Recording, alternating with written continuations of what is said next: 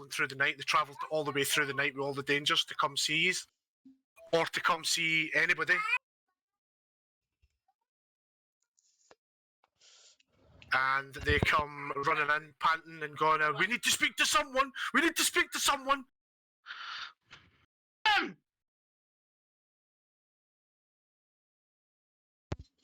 So, I'll let you decide what you want to do for there.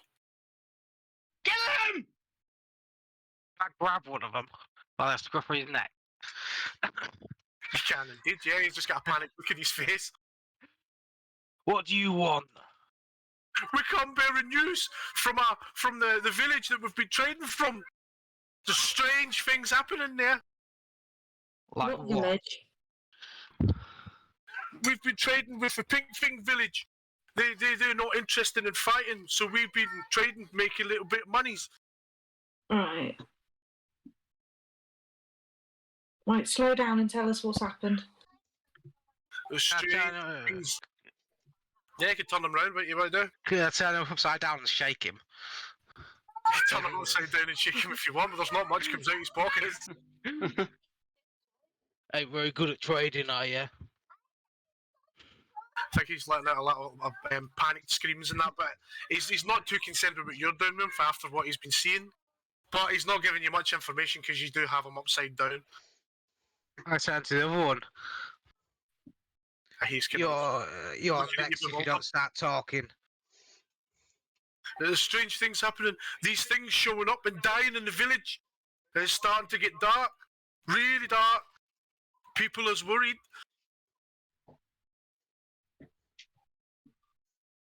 Mox is just gonna turn around to these goblins. She was petting her wolf, her new wolf, and she just turns around and she goes, "I wasn't listening to none of that. So what's going on? How does this affect me? And if it doesn't affect me, you can fuck off." Yeah, why have you come to us for this?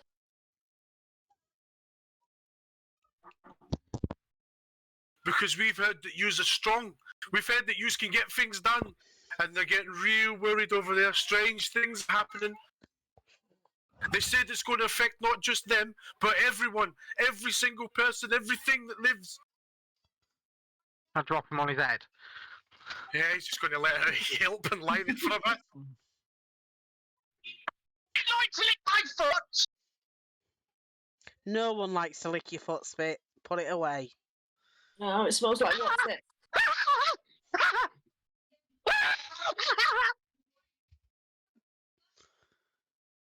The orc was lying on the floor. He's no longer yelping. He's allowed. Is he okay? Is he turning bad too? No, he's not okay. He's far from okay. Kill him! Kill him! He's not related to me, I swear. Where is this town? It is to the north of here. We've been trading from the north. It's a pink thing village, but it's not just pink things. There's some orcs and there's some goblins as well. They all like to live in peace. They don't want no troubles. Traitors. Oh, but they'll get naked and fuck each other, don't they? Dirty, see? Look, we's just simple tradesmen. He kind of gets back onto his feet and he dusts himself off and he's kind of backing off here a wee bit. We's just little tradesmen trying to make some extra money. We don't want no troubles, but we told them that we tells yous that something bad's happening. Hank's kind of just been listening into all of this. He kind of looks at everyone and is like, well, I'm up for a new challenge. I don't know about anyone else, but I say we deal with it. Well, I suppose it's not going to be any harm to go have a look. I have kind of been enjoying our few days kit, but I suppose we can go have a look. Ulrich will look up from over his book and say, it's not necessarily our problem yet, so if you want us to deal with it now, we can. I mean, I'm going if Rock's going! What? I'm not going if Rox is going. He's still sleeping. He's very hungover. My thing was, there is also the question of payment. Because then that I makes don't think certainly make it a problem. I don't think anyone's going to pay us for going to have a nose at a village. But If there's a problem, we deal with it. We need to get terms up front. He makes a very good point. Again, it may become our problem, but we could always deal with it then. If you want us to deal with it now, because it's your problem, surely you could send something our way. They kind of look at each other and go, oh, we don't have much, but we's just the messengers. We just told them that we would tell yous. yeah, maybe somebody in the village could be a little bit more Forthcoming. We'll go on top then, I believe, if nobody minds. I mean, I'm all for a ride out. I guess we could go see. We take it with us just in case there's sneakies. I mean, Yeah, that's- I'd rather they not come with us, to be honest. They smell. But what if they prepared an ambush? Then what good is taking two of them with us anyway? Because they might die in the crossfire. Well, why don't we yeah, just they kill can them hit now them then? instead of us. If that's Maybe what you you could think it defend is. Yeah, kill them now. Mox is just gonna That's giggle. what we need, information. Now we die. Kill, die. Stabby, kick. Oh, I cast calm emotions on Spit. I think he's fucked. I don't know what's wrong with him. He's got a bit mental. Bit extra broken today. Yeah, I've had too much sleep, so I've got a burst of energy. yeah. We need to get the energy out of him, and the wolves could probably do with a run as well. So. I'll get the whip out. Right, a few laps around the castle will do him good. Is that for Spit? Yeah. I wouldn't be surprised if he had some kind of like Mario Kart type contraption that he could sit on and whip about in. We can get the popcorn out for this. Well, I mean, my Eldritch Cannon does have wheels, so. I've just got an image now of Spit running around the castle with the Benny Hill theme.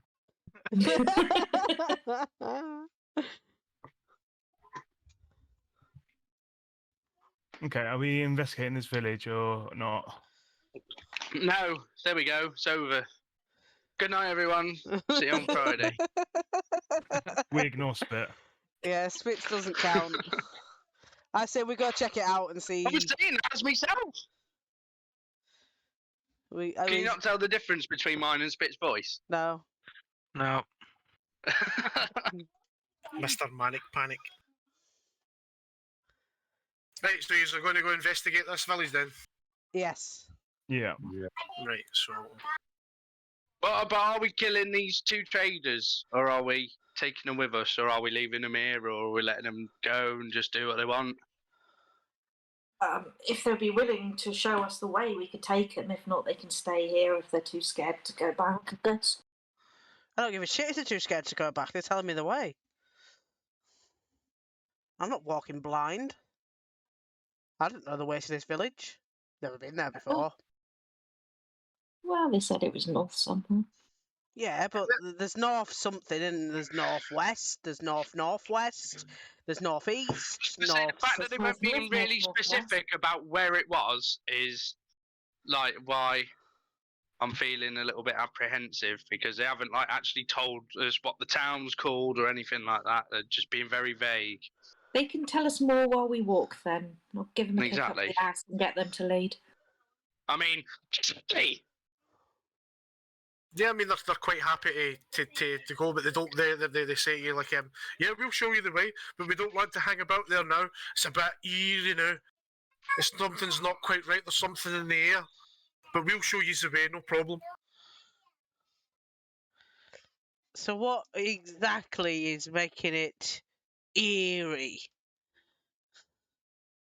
You're just going to have to go there for yourselves and find out. Oh, for fuck's sake. It's no, I mean, useless. come in, and I'll get my dagger out and just start like stabbing him in the back, like. Move! Well, that's one down. I'll look to the other one. the other one starts moving.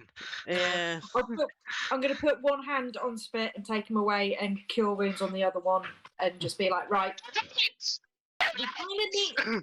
we kind of need them alive to tell us where we're going. Technically, Callie, we need one alive. True. Very true. Well, I've already done it. He's not going to die from 4 piercing damage. He's not dead. He's an NPC, he might do. Well, I had just an Callie, image you in, can't judge people like that. I just did a kind of image of the guy running around in circles, arms flailing, with this little goblin stabbing him in the back, like a wee pig sticker thing. More Benny Hill coming on. Yeah.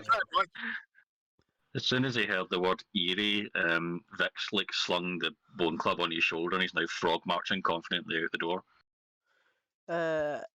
Okay. Yeah, if she's want to follow his lead, then yes, by all means. Yeah, I'm just going to climb on No Name and head out. Yeah, I'll stop stabbing. For the moment. Okay, take it. We're going then. Right, okay, so he's following this little lock. Doesn't take long to get there, maybe say like half a day maybe to something like that to get there. Well, I mean, while we're travelling, I would like to try interrogating Vic, just to see if he'll talk. And just be like, come on, what do you know? Where is it? Is there things that we can eat? Is there riches? And just being like all kinds of just like questions throwing at him. Every question you've asked so far. Inspecting his bone club. I'm going to twat spit on the back of his head saying, leave the poor guy alone. But he knows. He holds the bone club out to spit, like as if he's offering it to him, and then gestures for him to come closer. Yes. He holds it right up to his face, and then points at it, and then bonks him on the head with it, and then sort of you hear a strange chuckle. And then Told you to continues on leave his him way. alone. Don't listen to me. Spit's just gonna like fall on his ass and rubbing his head. He's like,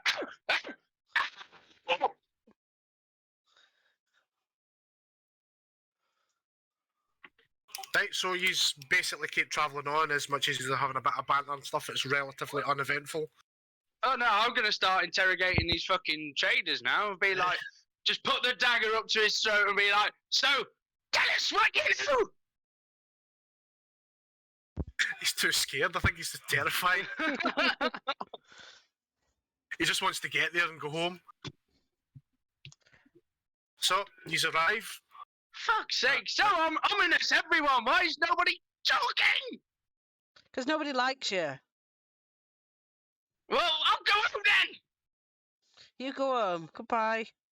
You don't need my skills? My Well, specialties? Not really, but okay. I mean, if we need a crossbow bolt on the head, we'll call you. Yeah. Everybody I've got needs a something. crossbow bolt in the head sometimes. I once think again cast calm emotions on Spit. Again, it probably didn't work. I'm going to keep trying. There are greater forces at work here. Right, so you arrive in for this end of the village. You've got it's a relatively simple village. There's people mulling about, villagers doing their wee chores. They look really worried and apprehensive. It's a little bit dimmer when you get closer to the village. It seemed a little bit dimmer than the rest of the places you were at. You've got the town square here. There's a tavern here. People mulling about, just villagers doing their own little thing. But they seem, as I said, a little bit on edge. So the trader goes, "This is the village. This is where we do trading, and I'm off now." And he tries to run away. I'm Hank just gonna. grabs him and just like, nope. No. Stay here. No.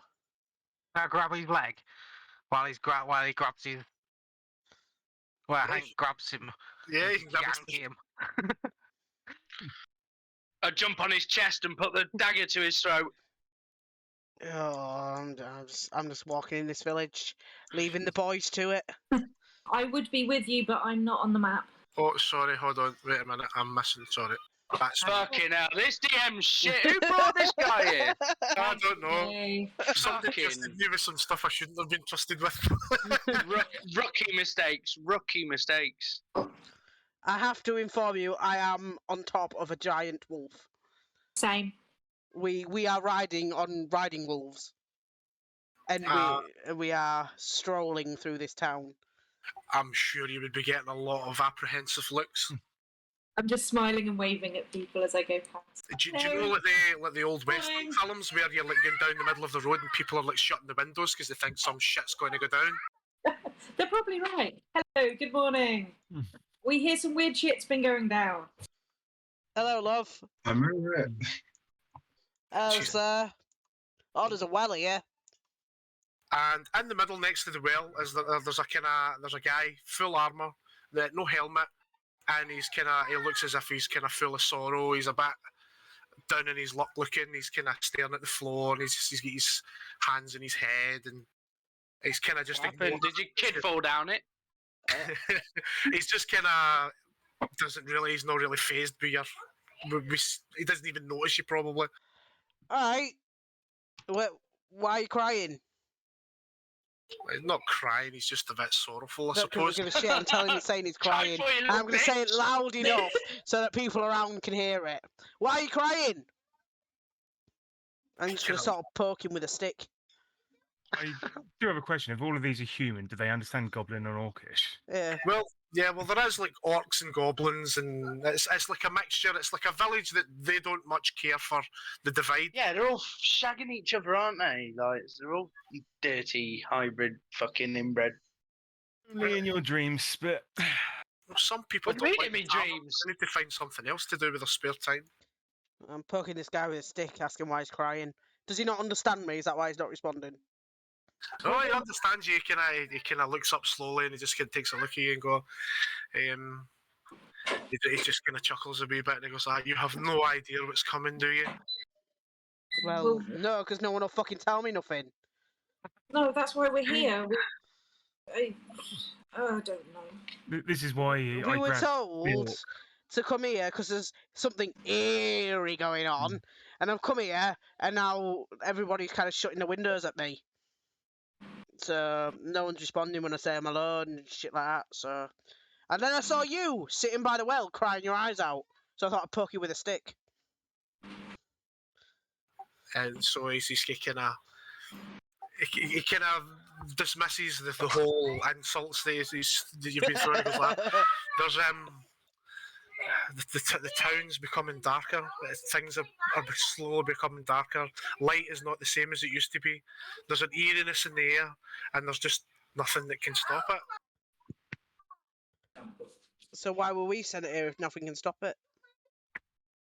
Says they were needing people to look into what's happening. There's been some strange things that have just been happening to the east of the town, to the northeast of the town. There's been unusual people showing up.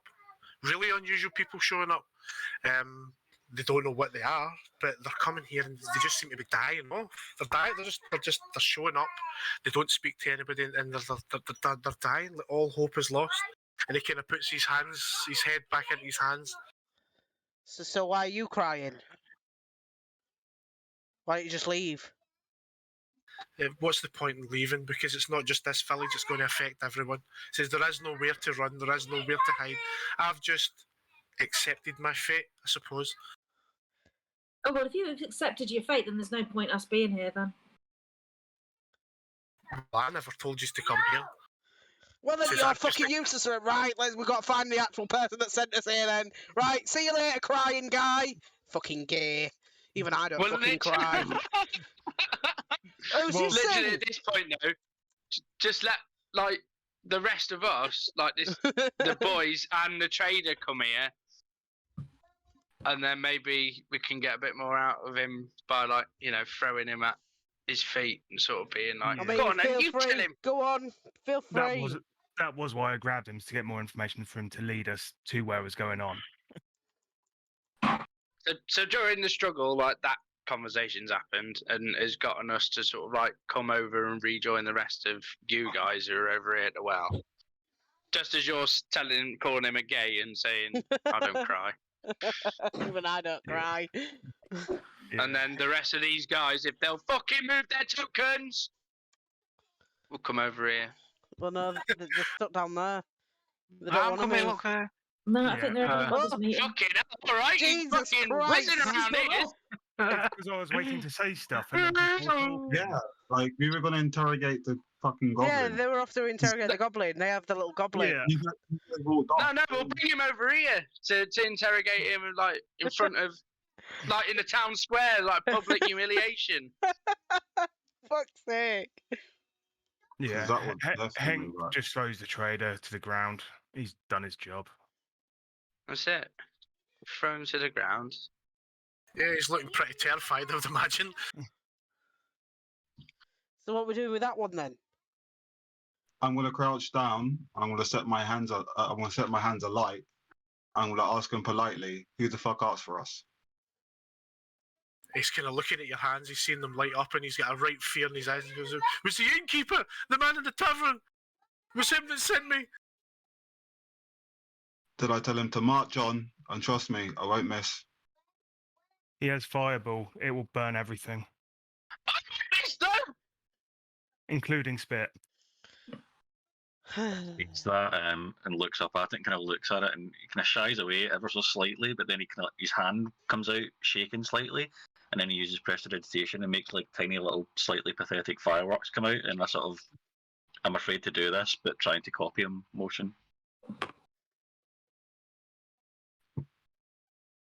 And then I flame off when I see Vic kind of panic at the fire. Stag's like visibly relieved and then stops doing pathetic fireworks. Put this guy that's crying again. Hey, where's he in? He points across the square. There's a guy kind of standing out at like, just kind of watching you all do your thing. Points to this building here. As I says, "That's the tavern over there, but I don't see how it'll do you as much good."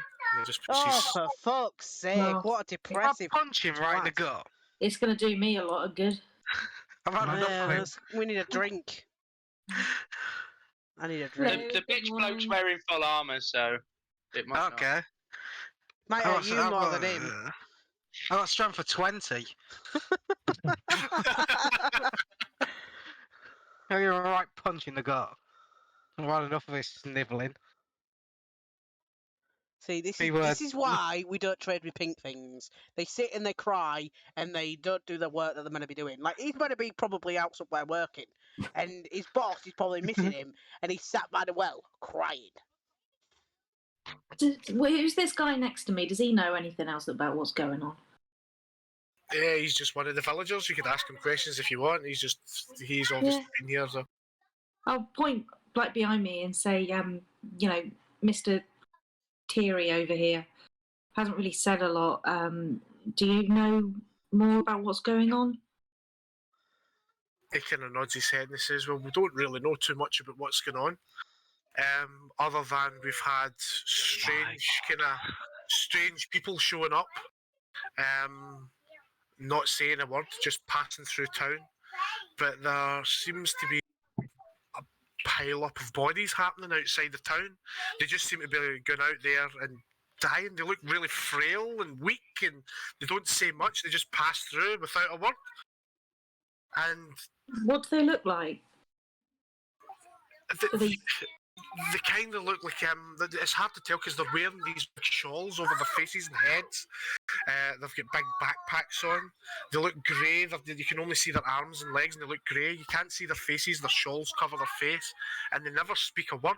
They just move on, and they just seem to be coming here to die. So basically, a load of lepers have turned up to kind of That's what I was go gonna somewhere say. quiet to die. Well, we don't quite know. It's just odd. It's just maybe in the past week or two they've been showing up, and we've noticed it's starting to get a little darker here. There's not as much light. It's starting to as if it's fading. So lepers are stealing the sun. I go up to her and say, "It looks like your village is plagued."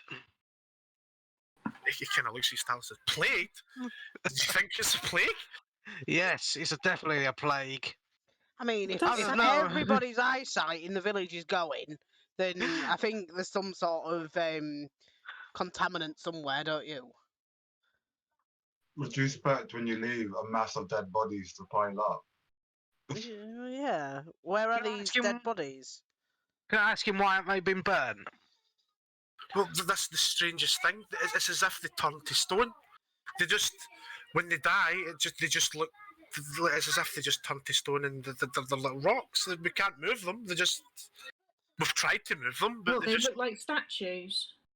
kind of. Yeah, that's what it looks like to us. But What, they're standing up and everything, or just...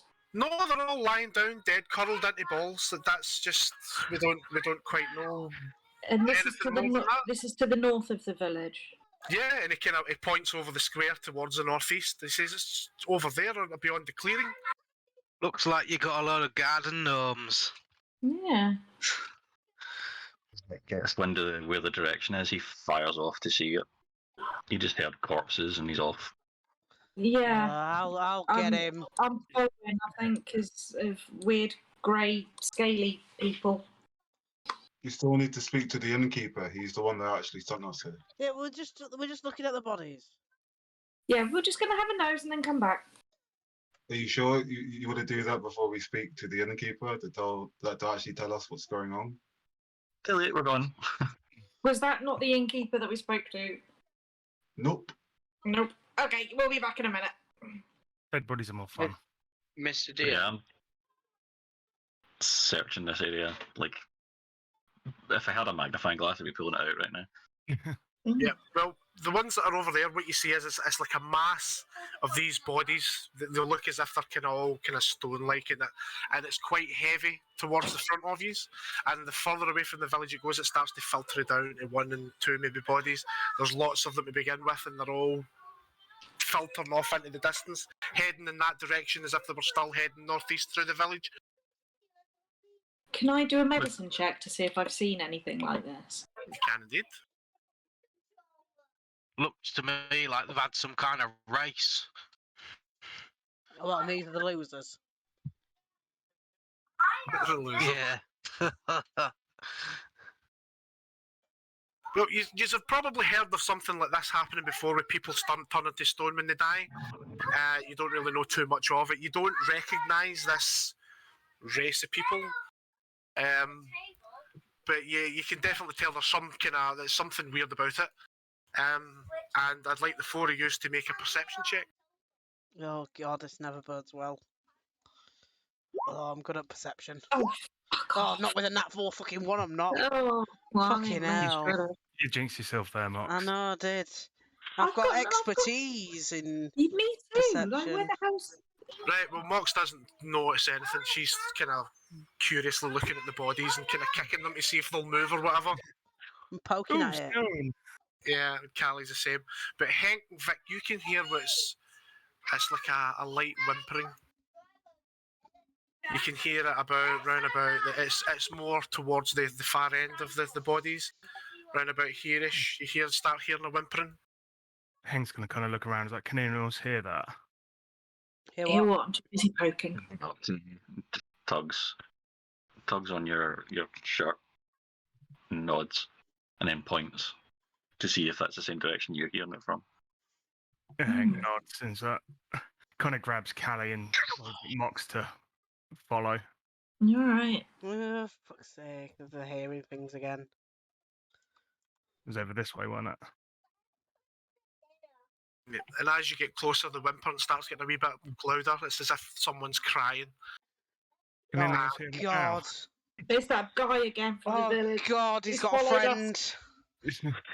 And as you get closer, you can see one of these guys kind of lying the same as the rest, but it doesn't look as if he's stone. It looks like he's kind of moving and he's whimpering. I'll poke him. Poke him if you want, and he's you can hear him very weakly say, "Why can't I just die?" Well, I could kill you if you want. I think we might need him alive for a little bit to at least find out what's going on. I'll try something. What can I do? coming from behind him, and he just turns around. He's got the shield and the bone club up, and he casts guidance on himself. And he's now just looking about the place, quite like darting, eyes darting. What are you?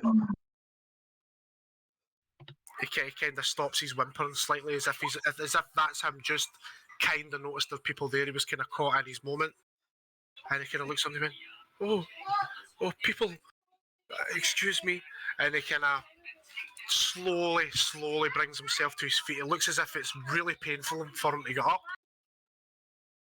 Right. I'll just And tap my he foot gets- while he starts getting up. and he brings himself off and he kind of dusts himself off a wee bit. He's like, he thinks, I apologise for this. This isn't how I felt my pilgrimage would go. I'm a failure. What? What pilgrimage? This is the pilgrimage of my people. What, you mean these dead people? He kind of looks round about and he goes like that. Yes, they have fulfilled the prophecy. They've fulfilled what they needed to do. I feel that I am unable to. He kind of whimpers a little. So you terrorise a village, you come here to die, and you failed in that? Like, the village is of no concern to me. Says I was making my way towards my pilgrimage destination, towards what we call the sacred flame, and it's a very hard pilgrimage, and I fear most of my people who leave our homestead don't make it back. What is this pilgrimage for? So he draws himself and says, "How rude of me. My name is Yoel. My people live far from here. We don't really mingle with other kind of races or people. We know of this, an ancient thing from centuries ago that we only know as the sacred flame. We believe it to be of like an otherworldly, godlike power. It brings light to everything. And something is not right. Something has triggered. Something is very, very wrong with the flame. And our people set off to find the flame and pray to the gods to stop this darkness." Well, if you haven't died like the rest of them have died, don't you think you should go further? If this is your pilgrimage. And he weeps and he says, I can't go on much longer. I'm very, very weak, but I just can't seem to die. Well, have you done something different to these lot? And he just kind of shakes his head. He goes, I really don't know. I really don't know. If I follow where my people need me.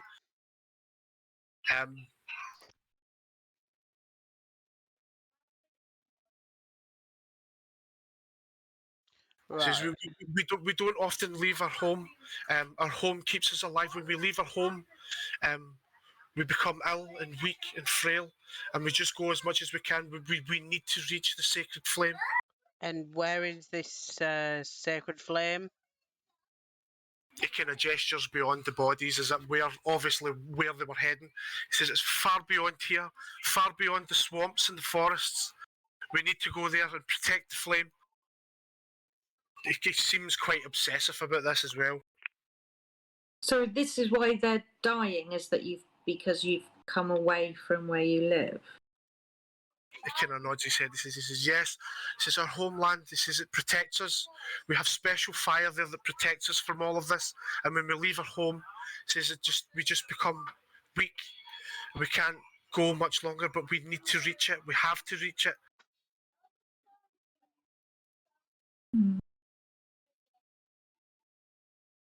Okay. And do you think that the sacred flame is now, because you haven't made the pilgrimage, is now tainted, and that's what's causing the sky to darken and all of that mumbo jumbo the village is talking about?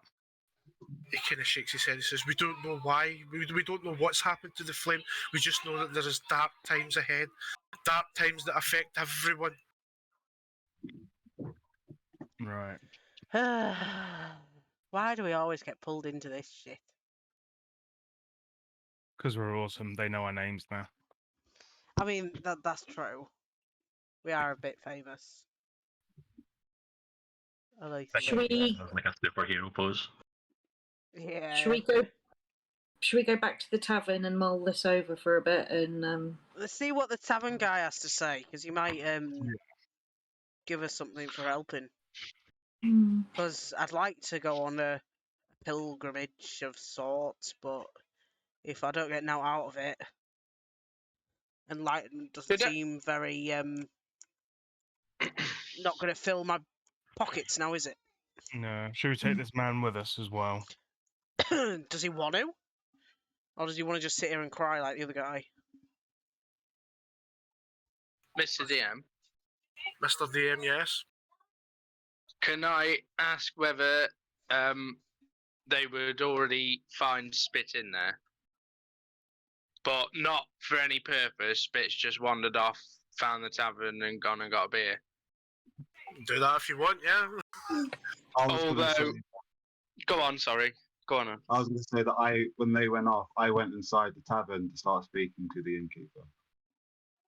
Okay, I'll just follow Auric then. Hold me hand. Come on, little buddy. Yes, yes. Let's go create murder. Although, while everyone buggered off, can I just say, well, do one thing as Spit and sit down and taste my foot? I don't know whether to make you roll for a con save or that to see if you survive that or not. Well, I mean, it all depends because the next question is going to be, what does Spit taste on his foot? Cheetos? Well, you weren't walking through all the dead bodies, were you? So I don't think it'd be too nasty. No. Not yet, So anyway.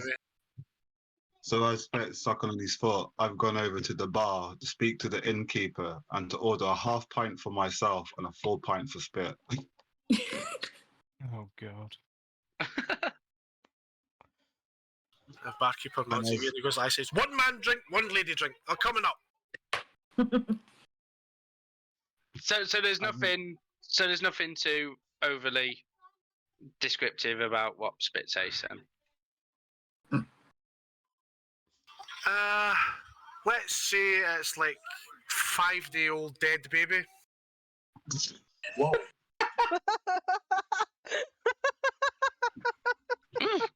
Keep that for later. Can I go around the square, noting every orc and goblin there? You can do, yeah. Yeah, because I'm going to come back and kill them all for being traitors. Trading So I with say- the humans. No, can I After write I've got- will enslave them? We'll chuck him in with the others in our breeding program. Yes. So after I've gotten the drinks, I say to the innkeeper, "You sent for us. Why did you send for us?" She says, "Well, I didn't send for you in particular. It was two guys were coming in trading, two orcs were coming in trading their wares, and we had noticed some odd stuff happening, and I just thought maybe we should find some capable hands. They seem to know who to go for." So what's the weird stuff that's been happening then? Inform us. And he kind of looks at you, he tilts his head a bit and says, "You kidding? Have you seen outside?" He says, "You seen the weird shit that's happening?" Lived in worse places. Well, as he says, you see all the outside, all the weird shit that's happening. Spit wants to walk in, all wiry haired, fucking magnified eyes, arms down to his sides, dragging along the floor, literally knuckle dragging, bit of a hunched back, and just goes like that as he walks in. The bartender kind of looks at Spit, and then he looks back at her and goes, "Is that dog yours? Should be tied up outside." Well, now that you've seen him, you'd realise that I wouldn't notice any weird shit outside. So tell me what you've seen. Well, all the dead bodies outside town starting to scare away all my customers. Not making a coin here. And Says- what if we could get rid of all these dead bodies? Well, I would make it certainly worth your while. Said my trade would be booming. I'm sure we can come up with some kind of agreement. I suppose we could. I have some more companions. They'll be on their way soon. We can talk about this more later on. He kind of nods at you and he goes, I hope we can come to some kind of agreement because I want my trade back. Well, we didn't come here for no reason. So, if the offer's good, we can sort that out. He kind of gives you a nod and a big smile and he goes back to spit shining the rest of his drinks, you know, that way. And using a manky cloth that he's had tied round his waist for about a week and a half. I don't like the term spit shine. Is that dog still in here? Tie him out outside. The spit starts going. I try and calm Spit down and say, drink your pint as I wait for the others to come. What is a pint? But the same height as you, pal.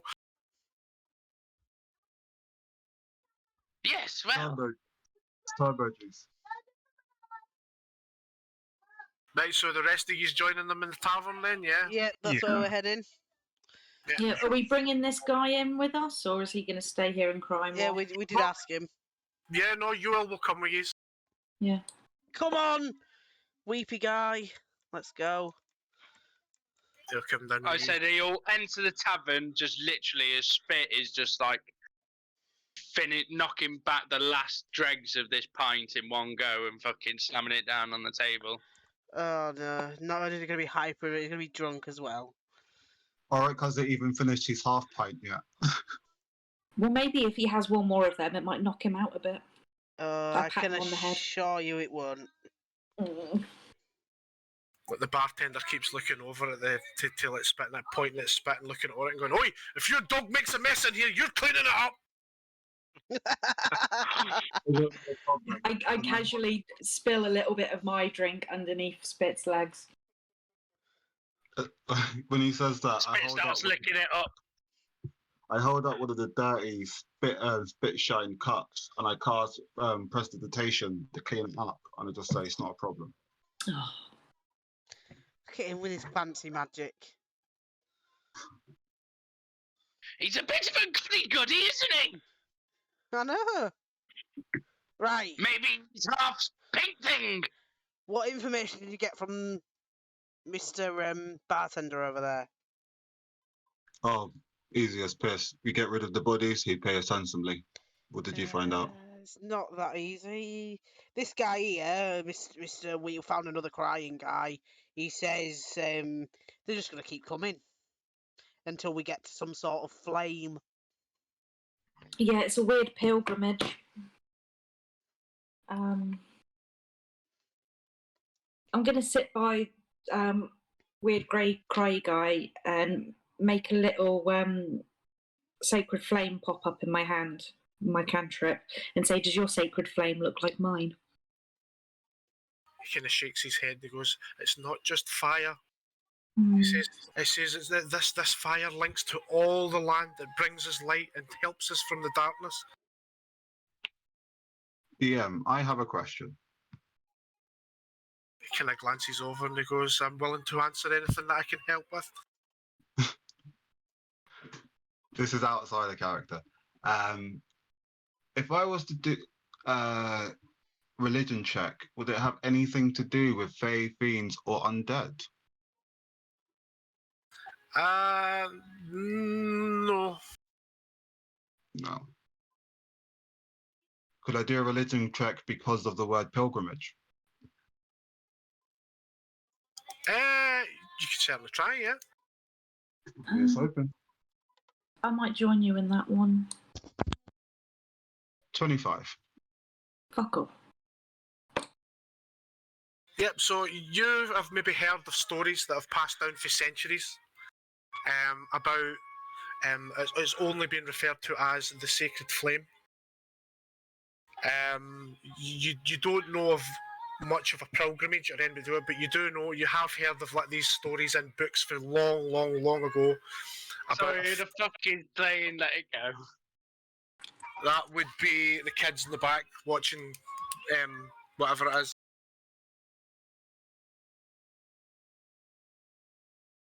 You've heard of what can be described as it's a sacred flame. You've heard about it before. It is believed from these books that it links the world and stops the darkness. It was believed that centuries ago, someone went to there was darkness falling upon the entire world, and someone came to the aid to relink the fire to the earth or to the world, to help. The place was basically being plunged into an eternal darkness, and this one, only referred to as the Ashen One, came and basically relinked the flame to the world and brought light. And this is from ancient texts from centuries ago about this flame. What you know about the pilgrimage is unknown. It's just this. They obviously this race of people believe that this flame is very sacred to them. It holds some kind of religious regard to them. They believe that it's some god that protects them. Okay. Then after the new crying guy informs me of the sacred flame and I record this information, I say to everyone that this may be an end of the world situation, possibly, if we don't act quickly. What? That's a bit of a step up from what we've been dealing with. Yeah, isn't that above our pay grade? Just a little. Yeah, I I'm don't down think for a the challenge. I don't think the innkeeper's got enough gold to pay us for saving the world.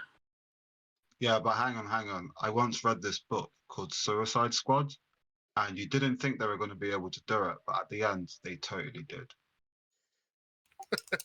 I mean, the issue isn't that we can do it because we can. I mean, it's us.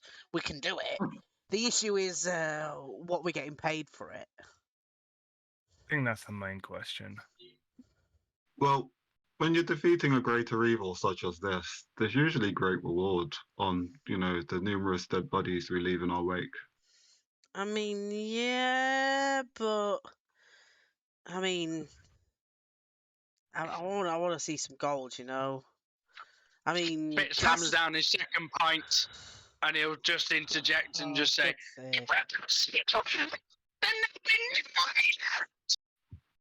You're drunk. I didn't understand a word of that. No, I didn't. No, just ignore him.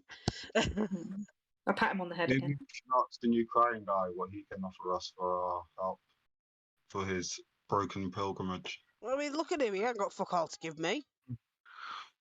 I'm more worried that this is a little bit above us. Yol kind of looks up at he kind of had his head down and he kind of weakly lifts his head. Says, "Reward? How's this for a reward? No more light, no more living things, nothing, just darkness, eternal darkness, no more light at all. It will affect everything and everyone. There will be no more life, nothing." Yeah, but Sounds what am I quite getting peaceful. paid? He just kind of puts his head back down and goes like, "I think this is a grave mistake sending these people." Well, This is what you got. well, if it's a mistake, I should just go home then, shouldn't I? Let the world save itself.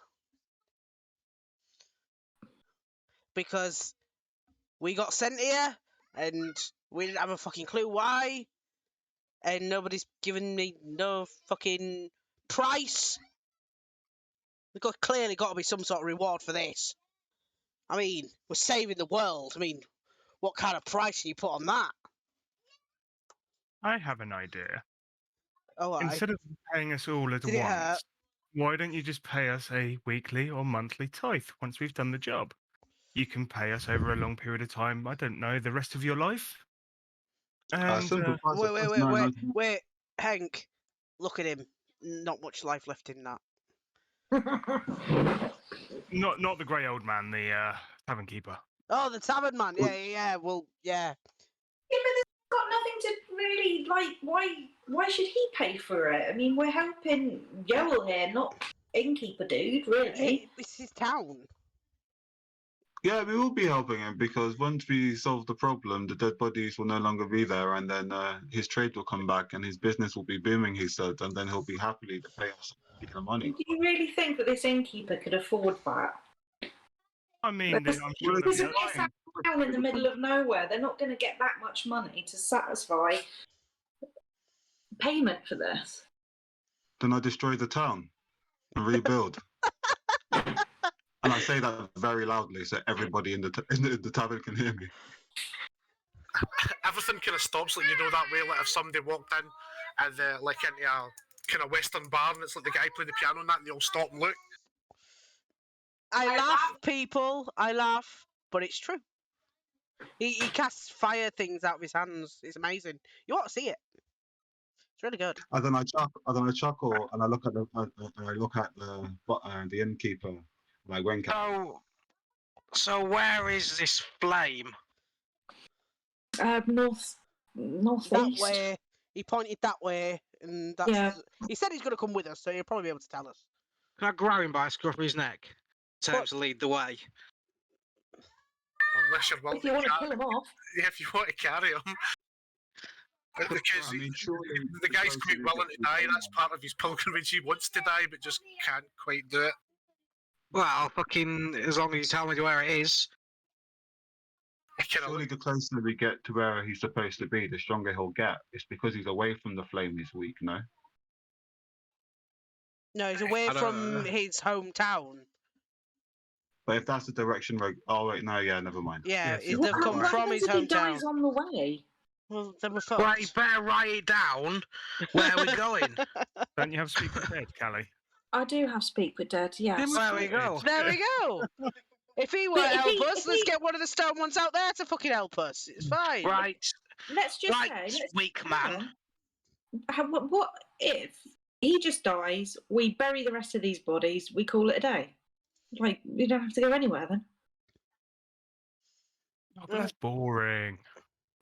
I mean, as much as it pains me to admit it, he said this thing is about life and darkness and it's going to go everywhere.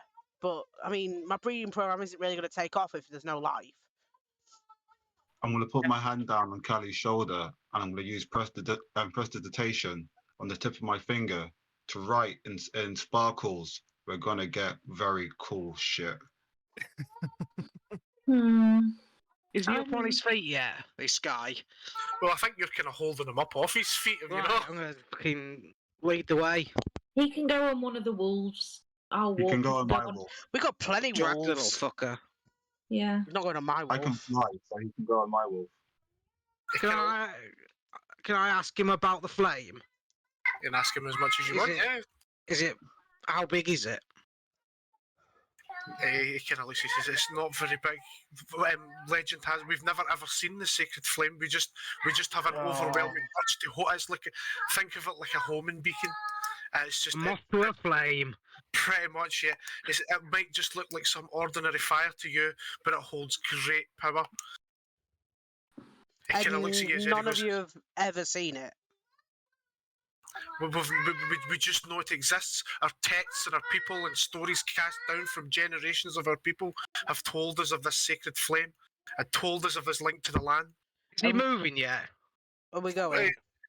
He's kind of shimmering. He kind of looks at Zurk and he says, "You must find the firekeeper. The firekeeper deep in the swamp will tell you more." Get moving or I'll break your legs. He can't move if you break his legs. Calm the fuck down. I'll break his arms then. You can move with broken arms. Fucking shove him on a fucking wolf. Let's go. Yeah, he's on my wolf, he's fine. All Lead right. the way, crying out. Come on. This firekeeper in the swamp, is that on the way?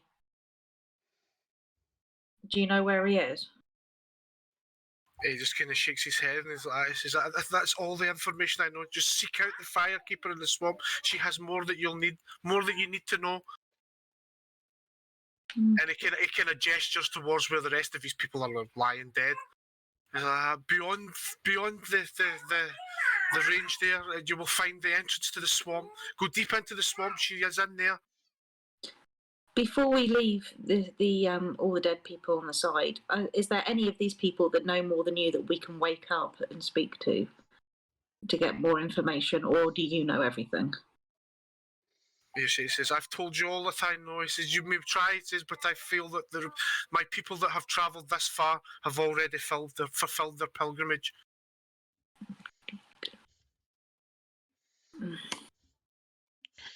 Onward and further up and further in, then, I guess. Maybe How far has he this shuffled? firewoman might be able to give us a reward. Maybe. Let's go see. You're thinking too small, little goblin. If they're a firekeeper, then hopefully they know more about the sacred flame.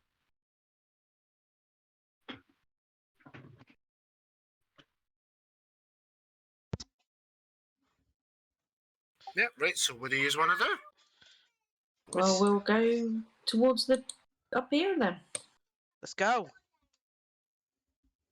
We're I know. aren't we? Before we leave the inn, I wave to the innkeeper and say, "Get our money ready." You'll come back soon, you hear? And he just continues shining up his glasses. Yeah, I will, because I might burn the town down. I leave. I want to take like a nice stein with me as well. One for the road. Don't forget your dog. So I take it As Zog he- basically got this fucking UL by the scruff of the neck and pulling him this way. We put him on a wolf. I take it he's just tied up on the back of a wolf. I don't know if he's tied up, but To be fair, he's told us everything he knows. yeah, but we got to take him on his pilgrimage, haven't we? No. Gonna laugh. No, yeah, he's fine. He's just riding on the back of my wolf. Like, he's not tied up. Like, he's fine. Like, he's coming with us, though. There's no way we're leaving him. Right, okay, well, if you are wanting to leave town and you are starting to head towards where Yoel has kind of gestured for you to go, and you will find yourselves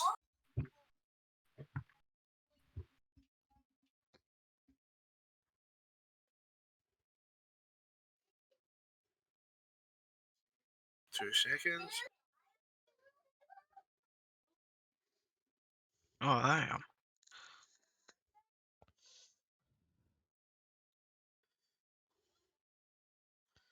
Oh.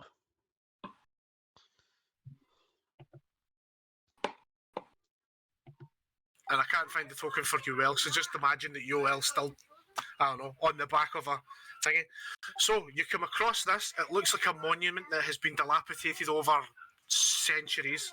It is basically it's like one of those kind of dome kind of monuments that has fell to ruin.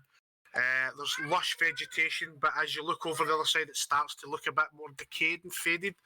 There is a broken archway towards the opposite side. There's a little fire in the middle. Not much, nothing special about it. At the far end, there is what looks like a massive birdcage with a lot of dead bodies in it as well. A what? What? That thing? That indeed, that thing. Well, I've got to go have a look to see if any things are still alive in that. I'll go with Callie. I'm going to draw my Check the fire. bow. Oh, is it still burning? Going to hold an arrow ready in case anything happens to Callie. Is the fire still burning? Is it? Yeah, it's still kind of lit. Mm. Checkpoint. Can I see if anyone's still alive in here? Right, as you approach it, as you get close, it just looks like a birdcage with dead bodies. All their limbs are hanging out the bottom. It's just like maybe 5 or 6 bodies in this cage with their legs dangling out the bottom. I really don't like that.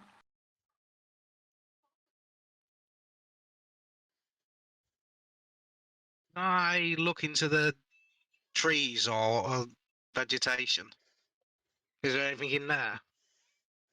Yeah, it just looks like just normal trees and stuff. It looks up more towards the top end where you can see this bird cage and this broken archway. It looks a little bit more decayed. It looks as if it's like things are kind of dying off as you get further towards that top left-hand end. But it just looks like normal trees, normal flowers, normal plants. It looks like we're on the right way if things are dying off.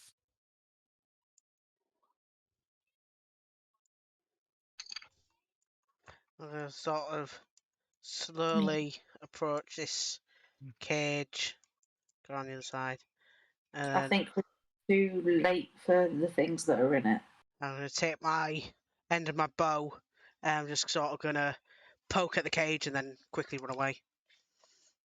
As you poke the cage, you hear overwhelming screeches and screams. It's like really, really blood-curdling screams, and all the bodies inside the cage start moving. All the feet are trying to lift themselves at the bird cage up off the ground, and it's screaming in absolute agony pain, and it can't quite lift itself. It looks quite weak, and then it just stops. Maybe, Spit, if you get inside it, you could ride it about.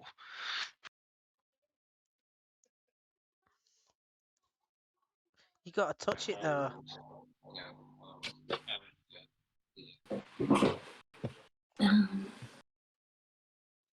How bizarre. Get in this bit. We'll poke See it what it again. does. Can I do a perception check to see if there's anybody around? You can indeed. Yeah, Spit would like to just sort of like lick his foot as well for a bit. Yeah, you don't sense anything else about. It just looks like a broken archway and a cage full of dead bodies. It looks as if someone might have been here because the fire's still lit, but you don't really know how long ago that was. There's no footprints or anything about. Within the hour, though, because fire dies down really quick. Especially campfires like that.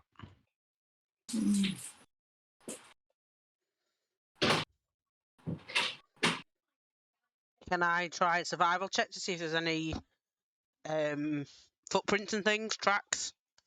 Yeah, I'll join you with that. I was thinking that. Yeah, you can do if you want. Whoa! Oh! Oh! Please, Tommy, you're you're out. in my way! Will you fucking stop? Well, Mox, with that, you can tell that there's like lots of footprints that might be going into the swamp, but nothing coming out. It looks as if it's awfully decayed. There's maybe been people here before. It might have been people on their quote-unquote pilgrimage. Yeah, and they're kind of heading towards where all the death and decayed vegetation was. Heading in that direction. And Carly, you're just kind of poking at the mud going, I think I might have found worm. She's getting in my way. Can I interrogate the worm, see if it's seen anyone? Make us speak with worm. Are these corpses still like trying to move, or have they stopped now? No, they're kind of twitching. The legs are kind of going a wee bit. It's not making much noise anymore, but it's still kind of a little life, I suppose. Is there an openable door on it? No, it's just that it looks as There's if it's no just visible, like, way latch, in or out, gate. Oh, bizarre. if you get close to it again, it kind of screams again in agonising pain, try to lift itself up, and then slams back down and goes quiet again. I don't really know what to do with that. Why don't we try lifting it up? So before you do that, can I try something a little bit odd? So I want to just see if the campaign is magical. So if I draw Frostbrand, it extinguishes all non-magical flames within 30 feet. So I want to see if the campfire goes out. Yeah, you can try it if you want. Yeah, so I take Frostbrand out. And the flame goes out. It dims. It goes fully out. It starts smoking a little bit, but then it fizzles and comes back. That's interesting. So that would indicate that the flame itself is not magical, but the campfire pit, whatever it is. Seems it. Ah, you with your campfire, it lasts an hour, bollocks. Yeah, can I come over and actually investigate the campfire now? Yeah, you can do. Do you want an investigation check? Yeah, we'll go for that. Spit's desperate for a piss, so he's just going to start pissing on it. Yeah, it just looks like a normal fire to you. It's like one of those trick candles. You've blew it out and it's come back for some reason. How strange. And Spit, he pisses on it, puts it out, but it comes back again. It just smells a bit funny now. Ooh, that's weird. Hinks takes a step back away from the piss. And Mox and Callie, are you still hanging around about the cage? Yeah, Yeah. I'm quite intrigued by it. Yeah. Well, you're both dead. Yeah, probably. Right, well, while you're investigating and you're looking at it, it kind of lets out a little yell and then stops. And then it recites this. Nana lives in the swamp. She's here protecting the fire. So you must cross the swamp to reach her. But danger lurks in the waters. Then it goes quiet. What the fuck? No, no, I'm out. Can I get a stick? That's it. I'm done. I'm going Can home. I- Fuck a lot of you. See you later. Vic hears that and just runs up and starts frantically bashing whatever like limbs are poking out of it. Just like, get the fuck away, get fuck. Yeah, it's, Can I get a stick and some cloth and make a torch? you can indeed. Put it in the fire. Yeah. And when I take it out, can I blow it out? Does it come back on fire again? No, it just blows out. And Spit put his hand over it and see if it's like real fire does. Yeah, well, it would burn your fingertips. I'd imagine you'd yell because it's fire. Yeah, well, I'll start yelling. I'll like jump back and then start like laughing. Can I relight my torch? You can indeed. And then can I go over to the bird cage and chuck it in? Yeah, it lands in the bird cage and fizzles out. She just started singing about random things in the swamp. Something about What was- protecting fires and something Well- in the water or something. Protecting fires, this fire won't go out. Is it bolted down this cage? No, it's trying to lift itself. It's like you can physically see it's trying to lift itself up.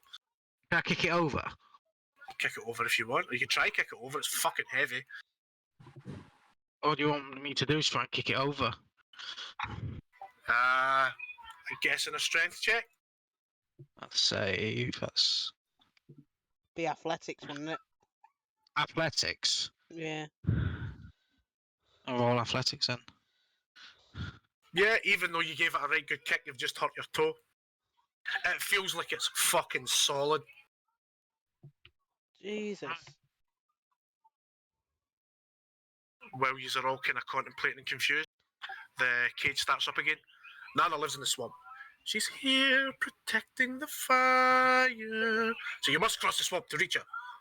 But danger lurks in the waters. Then it goes quiet again. That's I'll bizarre. start like chucking some wood onto the fire to see if I can make it bigger. Yeah, you can do that if you want. It doesn't really get much bigger. It doesn't. Can I get a shovel out my bag? And I'm going to put as much earth on it as possibly can. Without oxygen, it can't come back. Yeah, you can certainly try that if you want. I think Absolutely Nana fucking- might be angry. Yeah. Nana could it's- kiss my ass. Uh, Yeah, Nana. Right. Gonna shout, "You can kiss my ass!" And I just keep putting the fucking as much soil on it as possible. And as he's doing that, I'm gonna actually get my ass out and just be like, "Yeah, kiss it!" Yeah! And just start like spanking my ass. I'm just gonna shake my head and continue on. I'm not with them. What you noticed when you were putting the soil on the fire is the soil was actually burning up and disappearing. So it was pretty futile. So It's to do with the riddle, isn't it? She's protecting the fire, so we need to go find her, but not cross water because it's dangerous. Something I like don't that. like water anyway. As I walk past this bird cage again, I'm just going to cast Turn Undead, so all the bodies can run away if they're undead in the cage. that's pretty cruel considering there's no way out of the cage. Yep. Right, okay, Can I so are you continuing past the bird cage? Yep. Well, I mean, this is the first time that I've gotten to have a look at it spit itself. So I'd like to. Can I make a roll to sort of investigate it a bit further, see what it's made of, see if there's any kind of spell that's under it, and what kind of spell that might be? Yeah, you can indeed. What kind of roll would you like me to make? Arcana investigation. Investigation. I'd imagine because you're quite savvy that way with stuff, you maybe pick up stuff. Well, I mean, don't jinx it for me.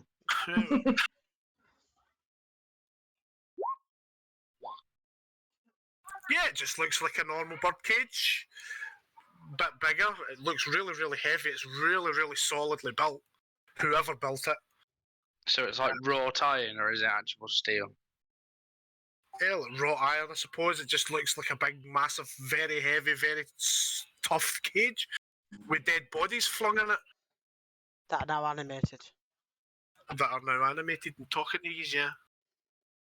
I'd just be like, "Hello." If you can speak to them if you want, but they're just going to recite the same 4 lines back to you. If you want me to recite Okay. them again, I will, but I won't bore you with No, it. no, I don't need to recite it again, but I will just listen to, like, Spit as a player will, as a character will listen to it again, and then just sort of go, "My name's Spit," and just hear it just start talk. Yeah, and just every time it recites something, just be like, "What's your name? How did you die?" I'm going to pick you up and start dragging you away from the bird cage. Okay, I'm going now. Maybe- Bye. Maybe you should have pissed on.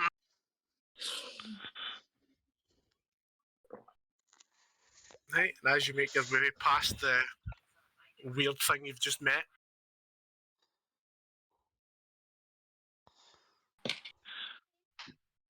you are met by a very large swamp.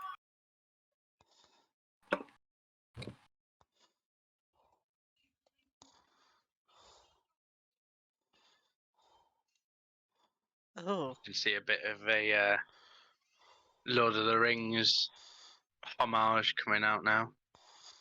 So you're met with this. Everything looks very, very, very dead and decayed. There's not much life here. The trees are dead. The vegetation's dead. The water is about at the most probably waist height, ankle deep at most places. Waist height at its deepest. It's not very deep. Is that for a goblin or for a normal? Well, if you were a person? goblin, you would probably need to hold your head up a little bit more, maybe tippy toes at some bits. And about here, round about here, is a tiny little island, and there is smoke coming from a little tiny cottage that is on it. Hello. Don't think they can hear us from here. No, that's going to be the person we need to see, isn't it? Pick up a rock. I'm just gonna go. Yeah. It thuds with a wet kind of mud-like thud in the ankle-deep water. The rhyme those birds said, it said to avoid water, didn't it? I mean, I could get over there without touching the water. You have misty I step, mean, don't you? I wouldn't be touching the water anyway. I mean, I'm riding my wolf. But your wolf would be, and what happens to Wolfie? Well, that's true. Spit, am I still carrying you? You can put me down whenever you like. I'll just kind of like dangle your toes just above the water. Okay. Wouldn't it be wise to try and get to the closest bit? Didn't we say it was about here? So wouldn't it Yeah, be wise to try and get from that side? Like sort of Just go as up Callie here. starts lowering me towards the swamp water, I'm just gonna like look right at her and just be like, "But danger lurks in the water." Oh, but you're drop a so little close to shit. it, I'm sure you can take whatever comes out, and I can put you lower and lower. I could misty step over, and then before I misty step over, I could cast fly on someone so they can fly over. Probably someone like Hank, so then they could carry somebody else. So then I misty step over. So then it's at least there's a couple of us over there in case something happens. If you want to do that to James because he's got 20 strength, so we'll be able to carry two little ones like me and Mox or Vic and Mox. Yeah. Yeah, and then yeah, we can do that. I don't mind. I can use this. I've used the spell slot. I do have water walk. So technically, I wouldn't be in the water if that works. You could certainly try it. Oh, it's never I'm good sure when the whatever's DM says lurking that. in the water isn't confined to just the water. Yeah, but if I'm Yeah. just walking on the surface, then I wouldn't be disturbing it. Yeah, but I mean, I've just thrown a rock in there and it hasn't done anything, so Yeah, but the rock but isn't I think it's alive. bullshit. Well, you go Yeah, in but it then. Go on, off you go. I drop you in. No!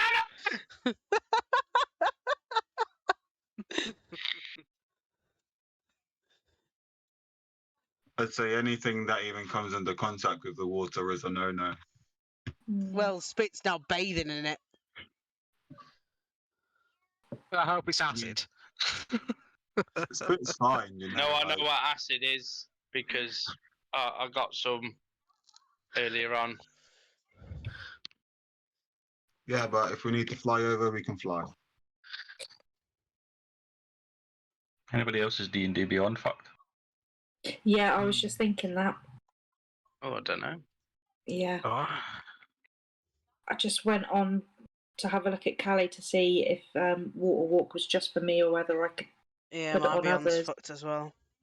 Yeah, it's gone. Mine's all right. Yeah, mine's fine. Yeah, but I'm Yeah, just mine going to seems do to be a alright. quick check. People who's fucked, maybe refresh. No. No, I've been mine's trying not it for the working. last 5 minutes.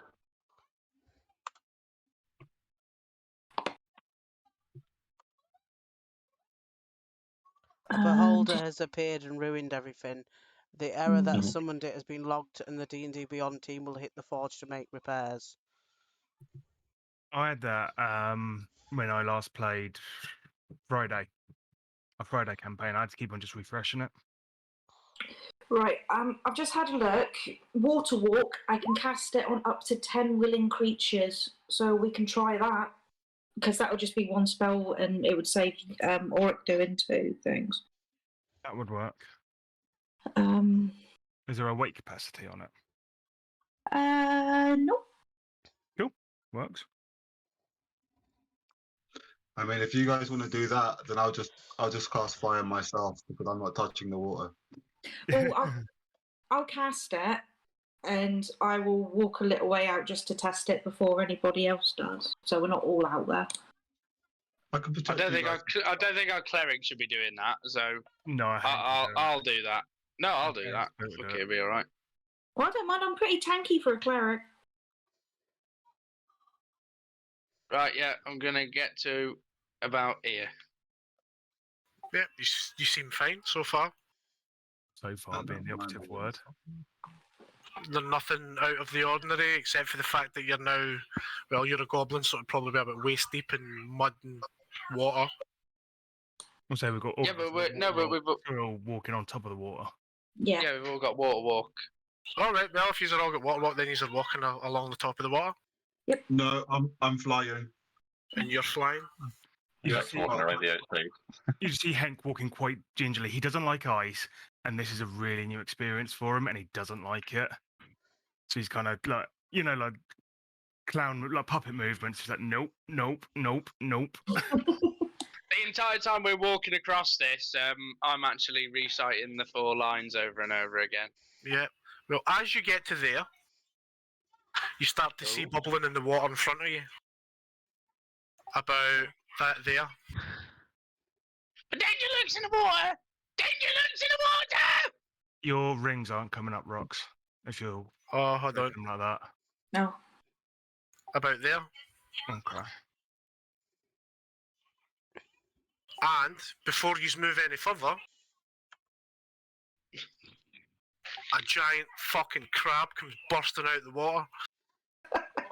It didn't work. It didn't work. I'm sorry. It didn't work.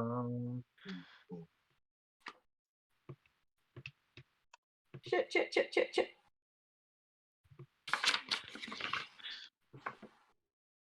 People never listen to the wizard. Well, I'm still stood on the shore. Oh, there we go. It's working now. I lick my lips. Oh, it's dinner time. I thought it was worth a try. And 4 skeletons come up from behind you. Oh, crap. And I think that's Tiv's. It is.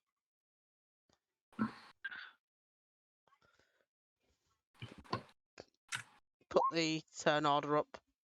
I have no idea how to do that. Fuck my life. I'm not even kidding you. I told you you'd get a natural 1 on your first initiative. Okay. Yeah. That's another one. Snap. I'm waiting until the turn order's up. Well, at least I'm not last.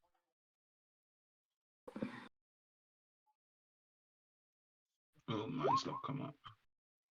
Rob, I'm going to send you a message ever so quickly because I want to know if it is actually there. Yeah. Well, that my initiative is actually 18. The first one didn't come up for some reason. Yeah, my D&D Beyond's still not loading up. I am liking my skill of advantage on initiative. Ooh. Barbarian perks. Yeah, man.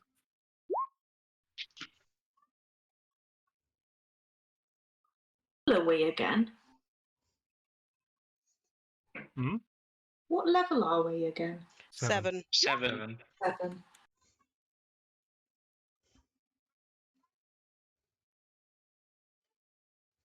They're all giant. Without D&D Beyond, I've forgotten how many spell slots I've got, so I'm just having to look up in the book. 3, 3, 1. Okay, and I use water work, which is level. Pardon me. Sorry. No, I'm so offended. That's it. Okay.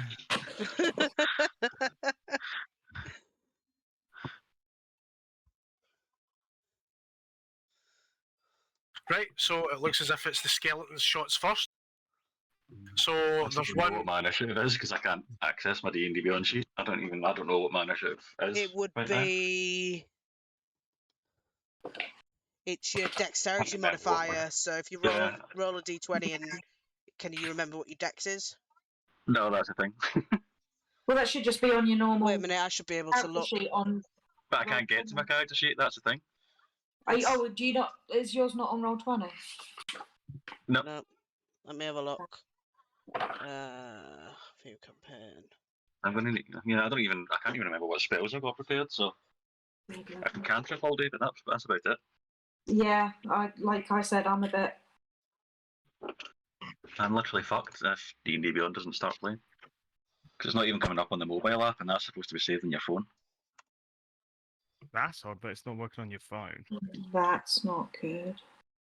See, because my D&D mine did exactly what yours is doing, but it's just suddenly started working again. So that's what I had My on phone's Friday. working, but it's only showing me up to my 2nd level spells. It's not showing me 3rd or 4th. My app's working fine. See, my app's dodgy. I try to load my characters and it's not working.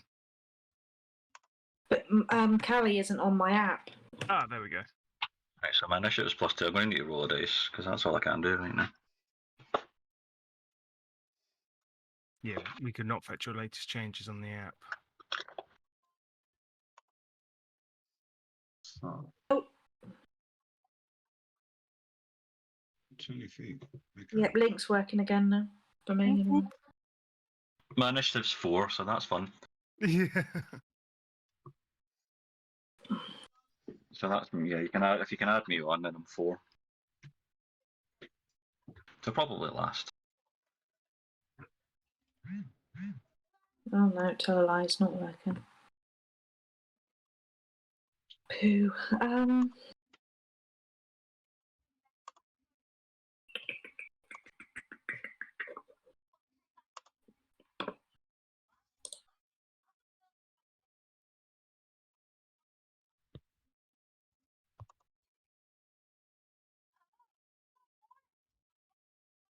You worked hard to add him on.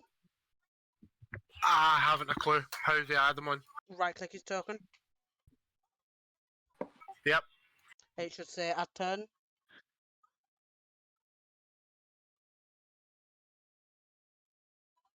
Oh yes, yeah. And then just manually type in 4, or Vic should be able to manually put it in. Yeah, what did they roll? 4.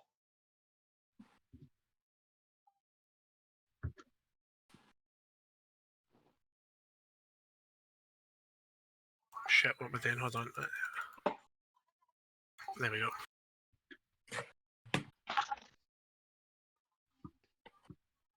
We all got fucking shit.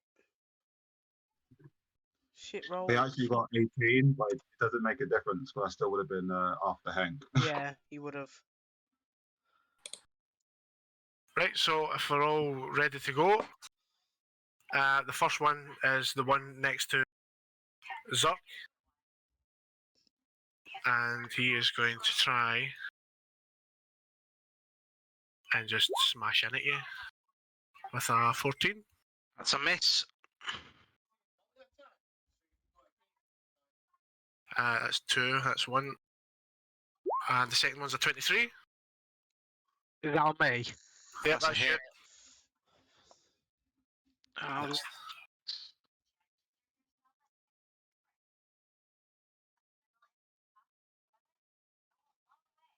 And this one, the one at the bottom here, is going to move up to Callie, and he's going to try and do the same. A 23 and a 20. Yep, both of them hit. Ouch. Next one is going to move down to Auric, and he will he's do. in the air. So He's I I'm don't think. 45 feet above the water. Yeah, he's in the air. 5 feet above the water. 35 feet above the water. 35 feet above the water. Right, well, he's just going to shoot up at you with a short bow then. For a 9. That's a miss. And this one's going to just shuffle down to here and try his luck with hitting Zurk again. An 18 and a 23. 23 hits. Oh. And then it'll be Hank. Cool. Just remember this. So I need to roll a D. Okay, that's not happening. So I would just like to charge forward to Mr. Krabby Crab. And I would like to smack him with my longsword for 19. Yeah, that's a hit. So he's hitting him one-handed plus 2 cold damage if cold affects him, so 11. 11 damage, yep. And then for a second attack with the frost brand, 26. And that's a hit as well. 5 plus 3 for 8. And that's also a hit. And for that, I would like to end my goal. Yep, Auric, you've just had a skeleton shoot up at you with a very, very flimsy, shitty bow. Then I am going to blast him with a firebolt.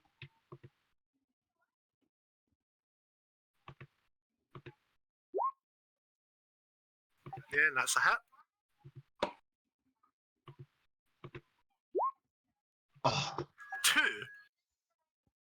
and that is the end. Actually, no. I'm going to move forward 15 feet. Huh? And then that would be the end of my go.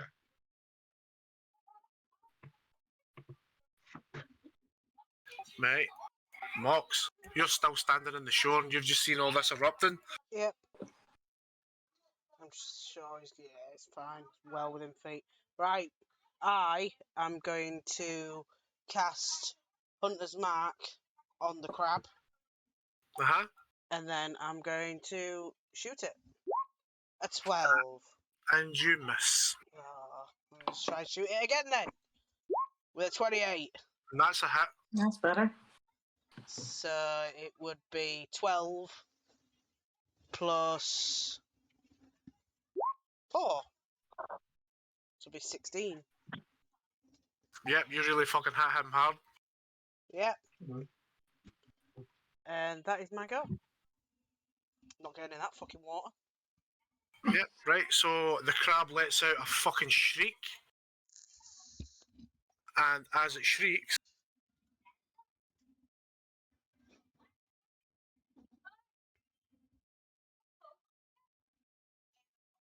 more skegging disappear. And he is just going to try and claw at Hank with a 12. Miss. And he misses. So it's Zerk. So, I am going to attack the one in front of me. With a 16, that is a hit. The 12 damage. I'm going to use a superiority dice and shout to Hank. I said knock it out, not touch it up. And he gets to do a attack as a reaction on the crab. Yep.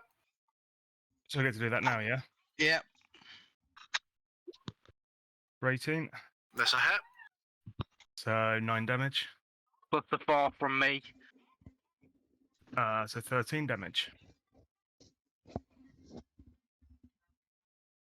Yep. That's 2 attacks. And that's, I think that's my go. Yep, that's my go. Vic, there's a one's just come running, rising out the water in front of you. Right, it's working now, finally.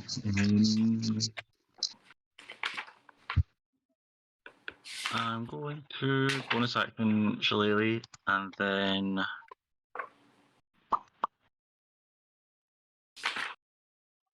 didn't want to do that just now.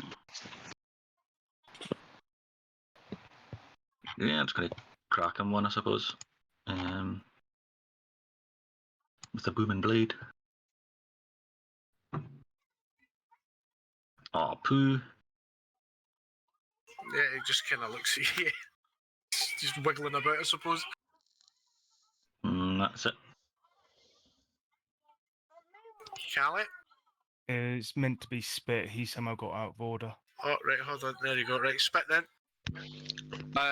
Because I didn't click on my token before I clicked initiative, I was just so excited to start. So, yeah. I think you've just got to literally just click it again and it'll reform it. Yeah, you're on the list now. Yeah, you're on the list. I've moved, shuffled you a bit.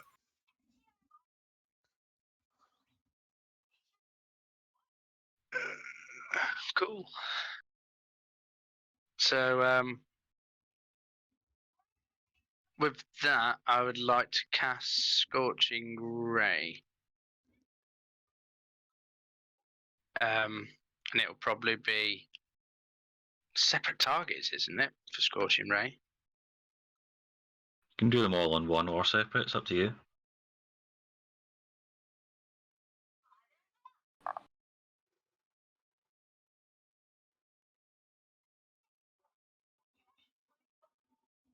Yeah, so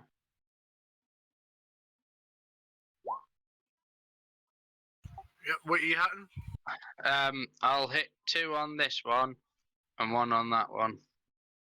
Right, do you need to roll them separately, or does that just count all as... It's a separate roll for each. 7 roll for each. So, free fire on that one then. Yep. That one misses.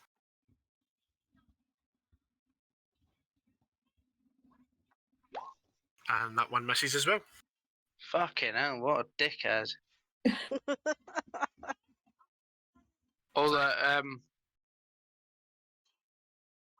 would a +2 change that 10 to a hit? Nope. No, that's alright then. Yeah, and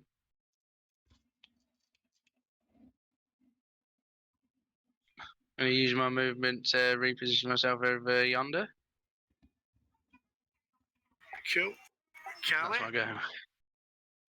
Okey-doke. I am going to cast Bane on Big Crab Dude, the one near me, and the 2 up by Zerg. Yep. So you need to roll a charisma saving throw for each one.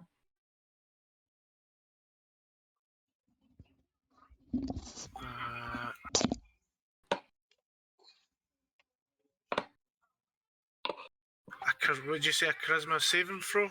Yeah. Got to beat 15.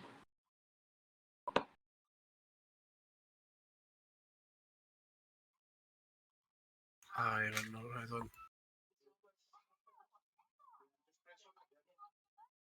Right, that's a crab. Okey-doke. And what was it? 2 up by Zerk and 1 by you? Yeah. So this is the 1 by you. And then the 2 up by Zerk. Okie doke. Well, Crab Dude and one of them, when you make an attack roll a d4 and take that off of their hit. Right, okay. So it's like an opposite of Bless, basically. And bonus action, swing at the guy that's in front of me with the... And that is a miss. God damn it! Bonus action, go. Alright, that's me done. Right, well, first we'll go for the one above Zerk, who has the d4. Mhm. And he will try and just smack at you again.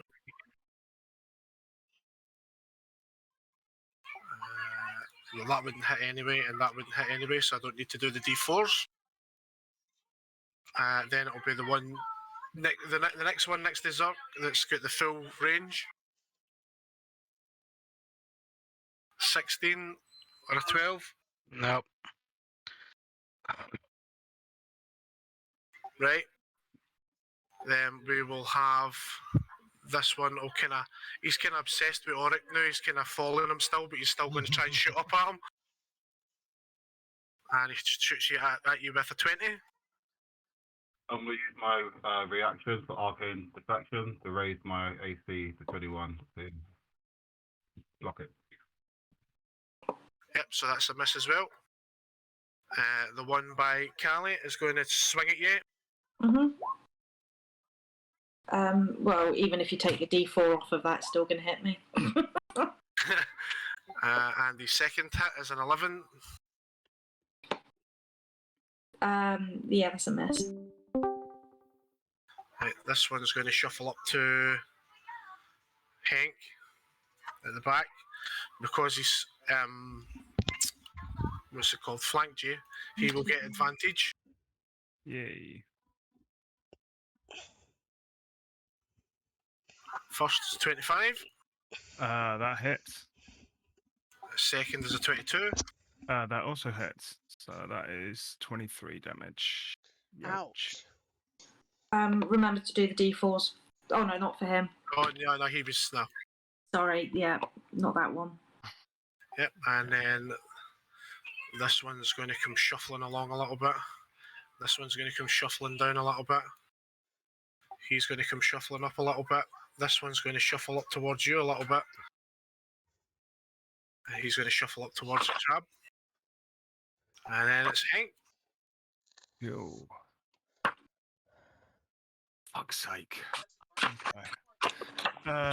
Attack giant crab with the long sword for a 15. Who was that you're hitting, sorry? The crab. Yeah, it's a miss. Okay. And hit him again. And Fuck my that is life. a miss. Oh my god, maybe I should change that to bless. I'm my guy. Oric, you just had to use a reactionary shield to stop a fucking arrow pinging off your face. I'm going to ignore the guy below me for the time being, because I can see the whole battlefield and I can see people coming up on Hank. So I'm going to use Fireball to attack the giant crab and the smaller undead just behind him. Here. Yep. Where are you?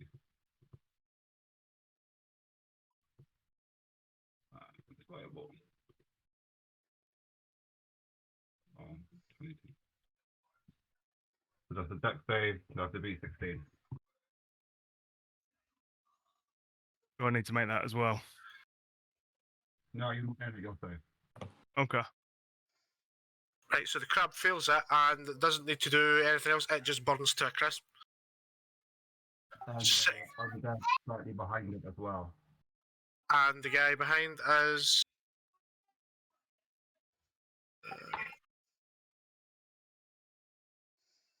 he saves it, takes half damage if he saves it, innit? Yep.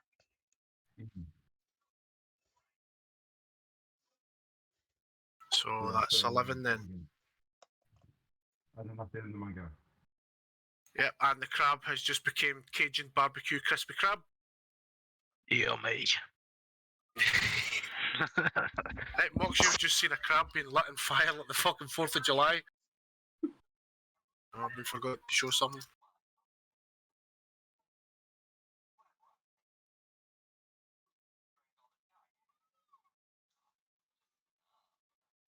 There you go. Professionalism, big people. Hey. Right. So, if the crab's been burned to a crisp, I'm going to use a bonus action to move my hunter's mark. Is there anyone that's looking particularly much in danger, i.e. players, I mean? Zurk's taking a few hits, and I'm fucking loving it. he's loving it, yeah. He's getting battered about, but he's laughing at the same time, it seems. In that case,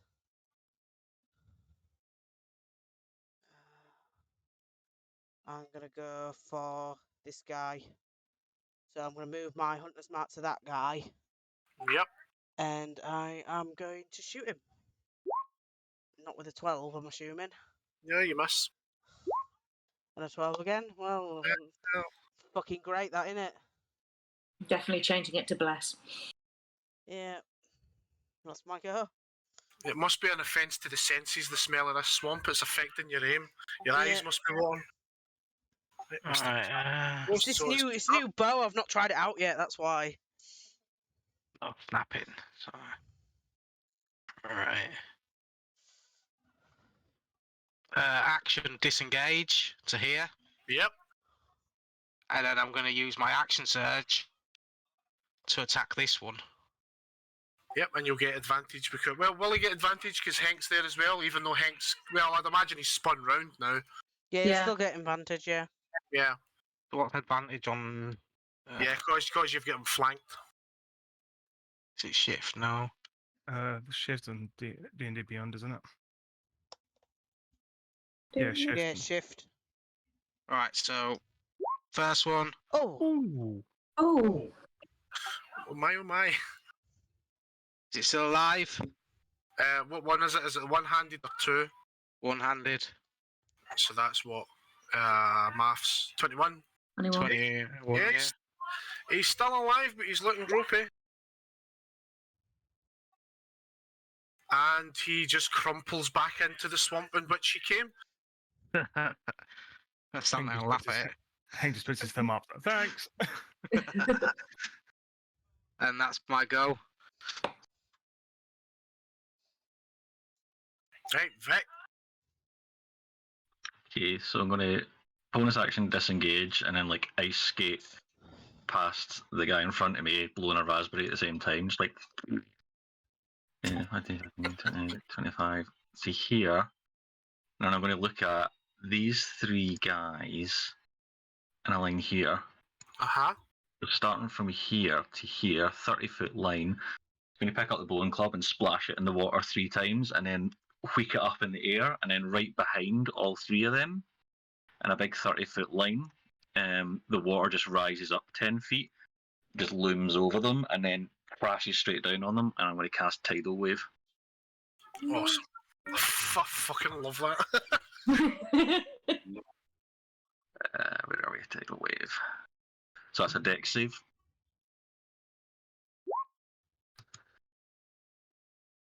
First one closest to you is a 16. 16. I think that is my DC, so he's fine. He takes half damage. 5. He takes He takes full damage and is knocked prone. And a 10. And he takes 17 and is not prone as well. Right, so it's 17, so do I round that down or up for half? Down. So it's 8. And the other 2 take full and they are prone. Yes.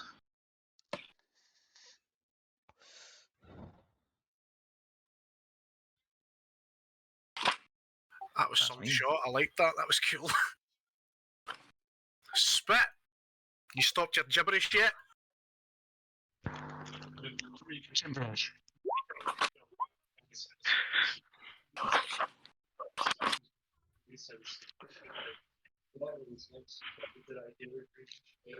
Yeah, that's my go. Okay. Callie. Okie doke.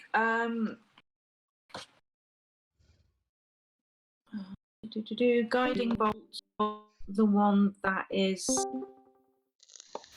near Auric.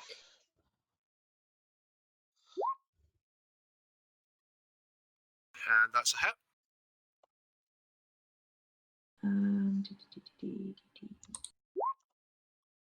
Jesus, is that how much that actually does? Yeah. Yeah, he's not looking good at all. And the next attack against him will have advantage. And bonus action swing at the one in front of me again.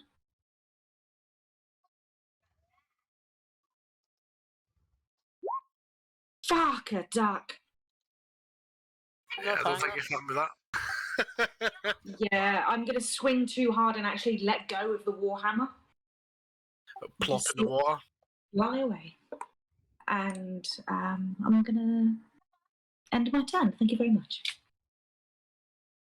Right. Skeleton's turns. So, this one tries to come up to Vic because he can get pissed off with the water. He's just going to swing at you. 17. Nope. And an 8. Nope. Right, and then the next one that you knocked prone, is it uses half his movement in it? Yeah.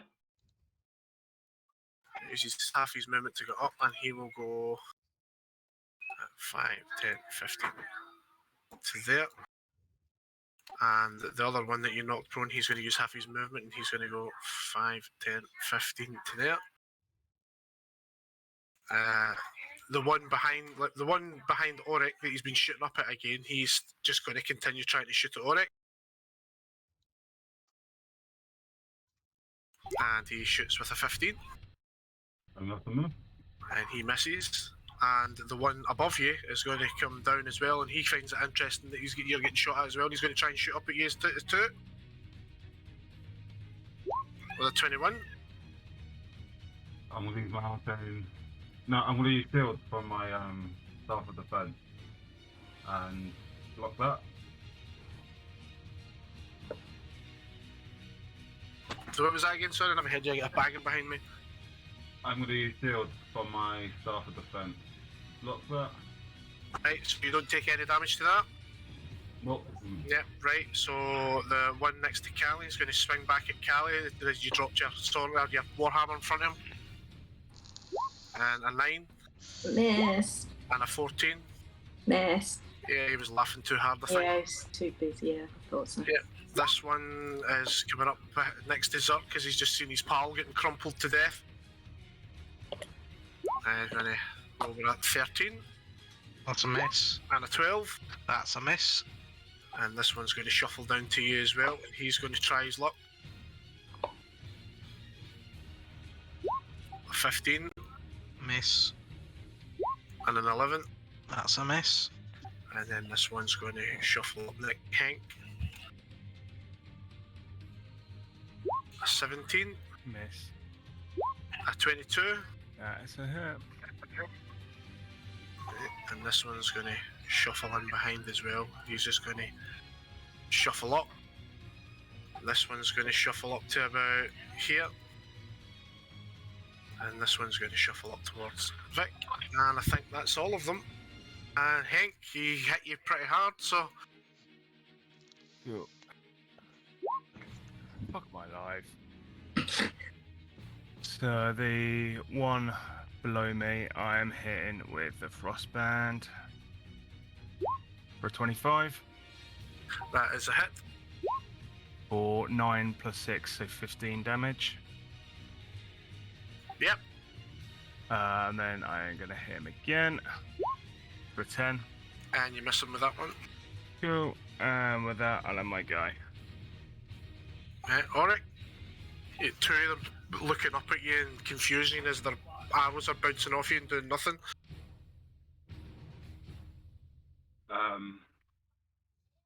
I'm going to look down at them and I'm going to sigh because obviously they didn't see what I did to the giant crab. And I'm going to cast Fireball directly below me. Ooh. Oh, I'm going to cast Ring. That's Yeah, so that's Skeglington number 1 who fails and Skeglington number 2 who fails. And they take the full 30. And you've just vaporised 2 swamp skeletons. there's also Callie that'll need to take it, and the skeleton and Me. James. Yeah, I didn't mean to say directly below me. I'm gonna have it arcing here, so they're just caught on the outside of the dome. All right, okay. Yep, and they've both just burnt to a crisp. And then I'm gonna come down to the ground and kind of hover above the water. I'm gonna draw my sword, and then I will say, in Goblin, I'll call the tongue, and I'll cut my hand. As I cut my hand, my scimitar of speed will then envelop itself in lightning, and I will take 2 damage to myself, and that's the end of my go. Right. Mox, you've been pretty shit so far. Yeah. New bow. Need to try it out. You know what I mean? Shit happens. Right. The one I've marked. This one below the crab, or Yep. what was left of the crab. Right, that's a hit for a change. So that's 5 plus. That is 1. Yep, 28. that's a hit. So that's 12 plus 6. Yeah, and that skeleton just takes it right to the head. His head crumples and his body just falls back into the swamp from whence it came. And then I'll use my bonus action to move it onto this guy. Yep, no problem. And that's my go. Zerk, you must be having a fucking whale of a time. You've just killed a dead body in front of you. There's 2 of his pals have come wailing over to try and smash into you.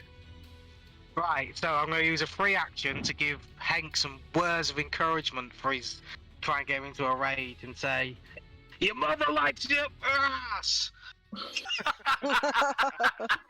And then I'm gonna smash the ones in front of me. Right, so first one, Yeah, that's a hit. So is it the 13? Yeah. yeah, 13, And that's this one here. Yeah. yeah. And then the one above it, on this one. Why is it not doing it? That one's gonna take that one for 8 damage. Yep, right, so the first one just smashes into the fucking swamp from whence it came again. Bits of bone flying everywhere. And the other one takes 8 damage. He's not very happy, but he's still kicking. And that's my go. Vic, you've been causing a wee bit of waterworks, smashing them about. One's got angry and came towards you, so... I'm going to ice skate pirouette around this guy. 10, 15. I'll start 10, 15.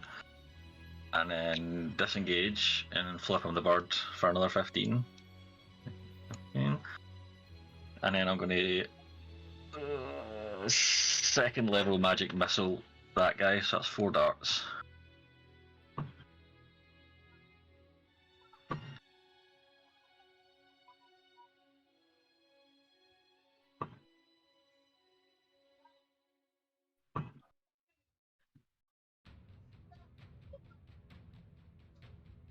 That's 6, 8, 12 damage altogether. Yeah, did he just automatically take it for that? Yeah. Yeah. Yep. Would you say 12 damage? Yep, he's looking ropey. That's me. Spit. Chewing on his toes again.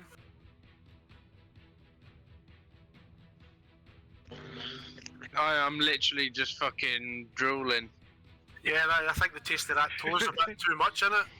Taste a dead 5-day-old dead baby, so it must be really fucking nice. That's my go. Right, Callie? Right, I'm not enjoying the one in front of me laughing, so I'm going to hit him with an inflict wounds. Yeah, no, missed. Yeah, fuck it, I'm quite annoyed. Guiding strike, so add an extra 10 onto that. So 22 to hit. Yeah, that's definitely a hit, so it's let's Spell save it. save. Oh, No, It's not a spell save, is it? just roll the damage. You 3d10 necrotic damage. yeah, I just don't know why that didn't come up either. 3d10. Click where it says inflict wounds. Oh. Well, I've rolled that now anyway. Yeah. So. Yeah, so he takes 10. Yep. I don't think he's laughing too much now. Then he can take. I'll grab the warhammer. Oh, for fuck my life. It slips back in the water. It must be all muddy or something. Yeah, I'm just screaming with like annoyance at myself now. Fuck it, I'm gonna take a hit and move over here. They don't get advantage on that, innit? It's just a straightforward hit, innit? Yeah. 17 and an 8. Miss. Yep. And that's it. Right, so we have. Oh, there was one obviously hiding under your counter. Right, we'll just Yeah. yeah, we'll disregard that one because we've not been thinking for him. Right, so yeah, he wasn't too happy at that you've moved away from him and he was having fun, so he's going to shimmy back over to you. And he's going to try and hit you with an 11 and a 15. Nope. Yep, right. And the one at Zuck, you've just melted both of his pals and he's not too happy with it, so he's going to try and hit you for a 24 and a 19. Right, so I take the 24, so minus 12, 35. And I'm gonna riposte his miss, spend the superiority dice. I get to attack him. Magic. And that's a I'm hit. gonna headbutt him for 6 damage. Lovely. Right. And then the one at Henk, he's going to start smashing into Henk again. For a 13 and an 11. A miss and a miss. Yeah, he's pretty useless. I'll just move the crab out of the road then. And he can come shimmying over to about here. And he can shimmy here. And he can shimmy to there. I take it something happens to him that he's now inside a green kind of aura. Yeah, it was more of a reminder for myself, but yeah, if he can make a con save, I'll use my reaction for Halo Spores. That's a fail. So he takes... I can find my fucking Halo Spores. Oh, it's a d6 now, yay. So he takes 3 necrotic damage. Right, and I think that's the rest of them. That goes back to Hank. Cool. I'm taking inspiration from Zerk's yelled words at me and rolling my rage again. And it's still shit. So the one below me is getting the longsword for 14. That's a hit. So 13 damage. Yep, he's looking ropey. Cool. And then another hit with a longsword for 24 That's a hit. for 9 damage. And he has just turned to a pile of bones that has been sent back to the swamp.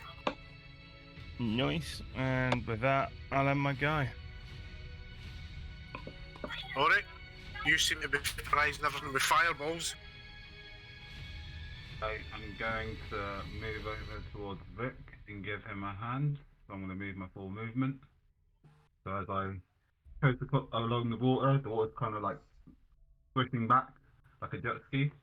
Yep. And I'm going to use my scimitar speed that's coated in lightning to attack this one.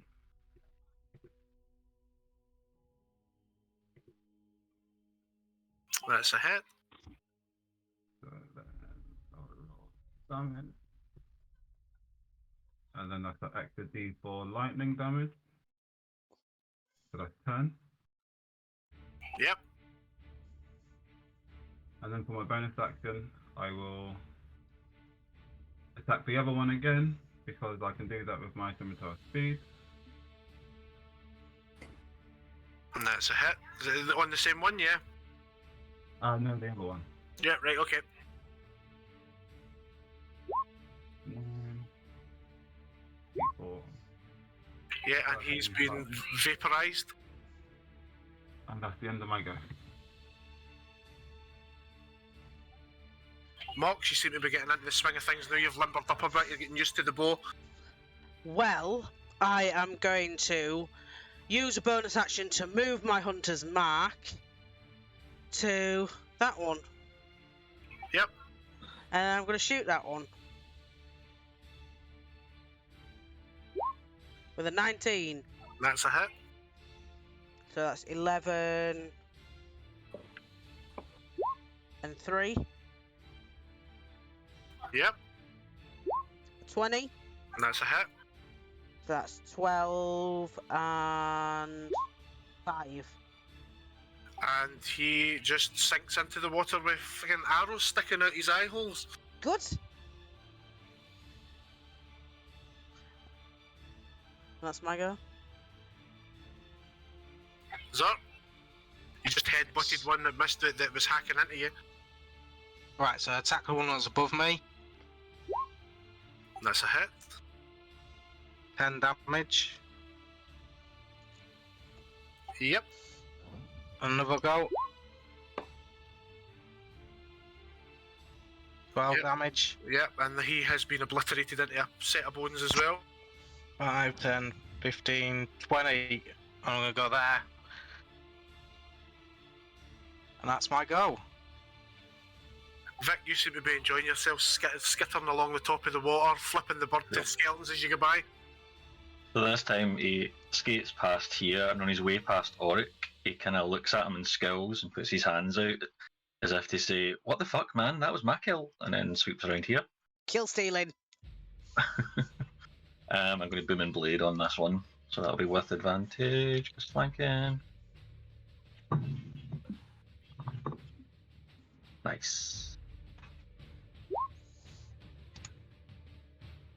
So it's a 25 to hit, and then he takes 9 bludgeoning damage and 9 bludgeoning damage and 1 thunder, and if he moves, he'll take another 7.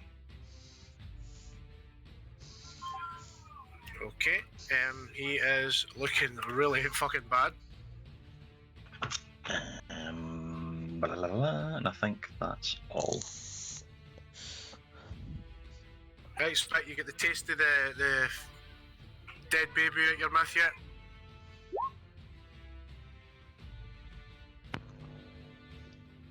I do indeed. Suck that lollipop dry. I'll whip my crossbow out, I think, and attack that guy who's in between Zerg and Callie.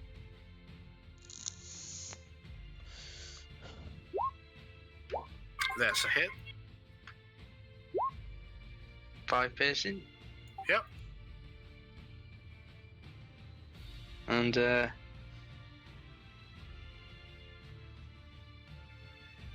I'll come back into the swamp.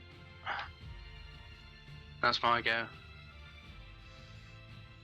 Yep, right, Callie. Okay, I am literally going to scream, "Why won't you just fucking die?" in this guy's face. And I'll cast Toll the Dead on him. Remember, you get advantage as well. This is wisdom Just not- saving. Oh, right, so I need to make a wisdom save. Yeah.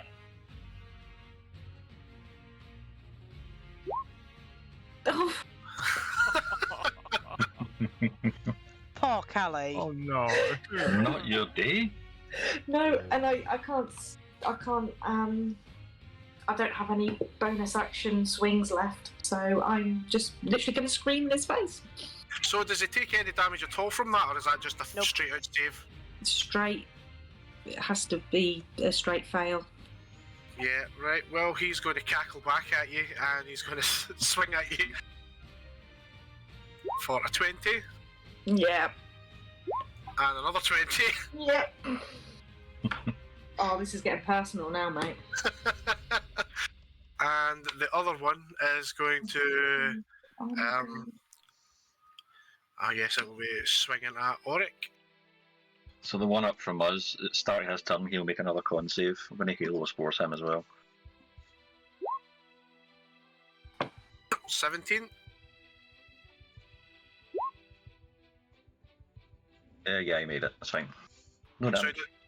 right, and he's swinging at Auric. I take it you're doing at his level now, aren't you? That's an 18 and an 8.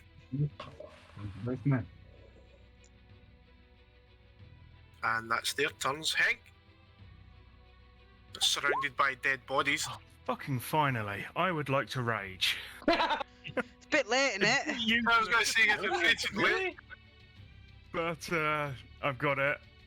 I'm going to go down to this one, which is attacking Callie. If you kill him, I'm going to hit you. For a 10 on the longsword. Will he get advantage even though he's not technically in a flanking position? No. No. No. Right, okay, so that's a miss. And a 17. That's a hit. So 6, 12, 14, including rage damage. He's not looking good. He's just not fucking dying. No, that's the end of my go.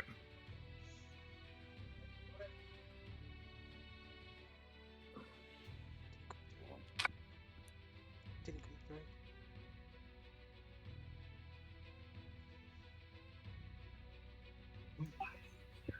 Right, that's you, Auric. You're shot. Okay, so recognizing Vic's body language from before, recognizing that he's just implied that I'm a kill stealer, I'm gonna I'm gonna take the attack of opportunity, but I'm gonna float back up, uncross my legs, and just rest my sword on my lap while it's still like bursting with lightning. Right, so it would be a 15 and a 24.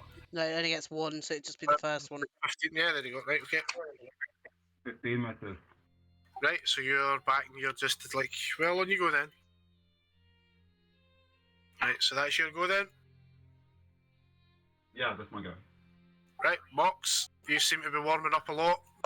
I'm just gonna fucking shake my head at them trying to kill this fucking zombie that won't die. Three of them flailing on it as it's laughing at Callie as she keeps dropping her warhammer. Yeah, it's dead. Aww. And then I'm gonna take a shot at the other one at the top. And miss. No. Yeah, that was pretty kill stealing. I was hoping I was gonna get the other one as well. You can just imagine Callie screaming into the air. Yeah, she's just getting ready to fucking hit it again, and then you just suddenly whoosh, An arrow in the side of its head and it falls over, slumped against the tank. Hey, Zerk. I am gonna look at Callie and say, the goblins steal all the fun. I kick its fucking body. I was gonna pin that down, and we're gonna beat the fuck out of it. And I'm just gonna stand there. Watch them do that. Tickle that other one. Right, Flick, Oryx kind of went and backed off and lets you do your bit. Alright. Another booming blade attack. That's exactly what Mox looks like, by the way. That's 11 damage all in. Yep, and he just crumples into the swamp as he gets hit from all angles. Start dancing on the water. And with that, initiative ends. I think, yeah, everything's dead. Everything's dead. Barbecued crap for all. Yeah, so you've killed a big giant crab and a whole bunch of undead monsters. Okay, so that idea didn't quite work. I mean, Ulrich would gloat, but he can't get away with it with the low charisma, so he won't do anything.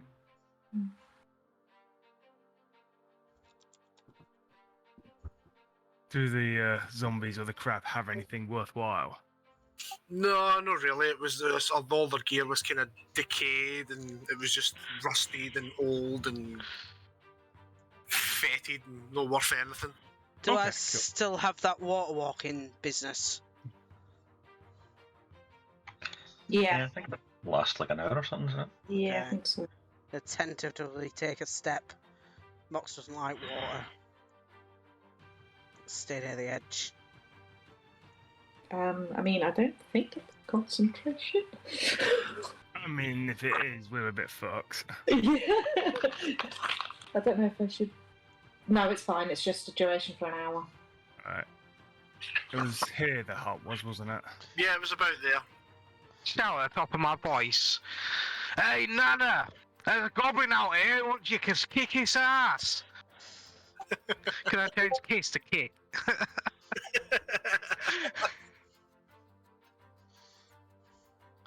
So I take it you're going to investigate this little island then? Yeah. Yeah. We've just Yeah, fought our way alright. to it. We'd be rude not to. Ulrich's gonna Superman land in front of the cottage.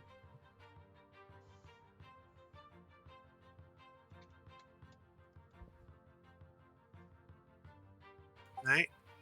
As you approach the island, it seems very oddly untouched by the decay round about it. It seems lush vegetation, well-kept grass. The flowers are of beautiful colours and lush vegetation. There's a nice pine tree there. It looks well maintained, very colourful, very out of place at the swamp. There's a campfire and it's nice and brightly lit. And there is like a well-maintained little cottage in front of you. Spit needs another piss. AMP against it if you want, and it just sizzles a little bit, but it stays lit. Mox has seen the flowers and she's just running through them. Yeah, she's kind of like, she's running through them. Some of the petals are coming off, maybe a head or two coming off it. Ruining the nice fucking patch of lovely flowers. Well, she's never seen flowers like this before.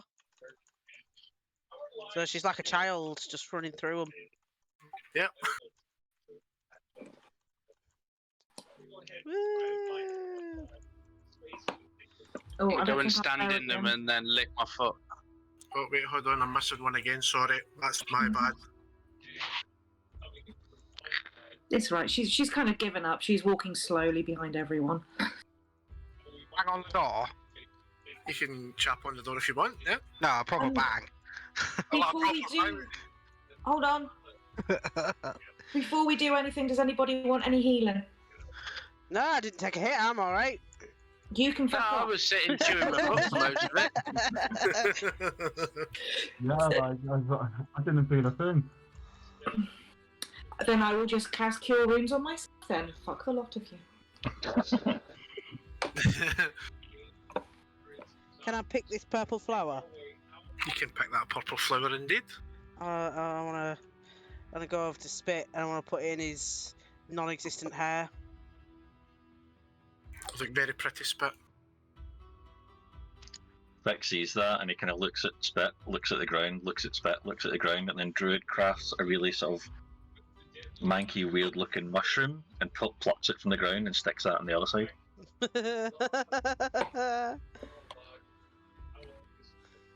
Very pretty. Vic nods. I've had enough of running Start through the sucking flowers. up. Has Gonna any- sit down and start sucking on my foot. Ugh, ruins it. Ruins the moment. Has anyone answered the door yet? Yeah, you bang on it, or you can go in if you want. If... No, it's rude. Bang on the door. Right, well, so the door. Let me see.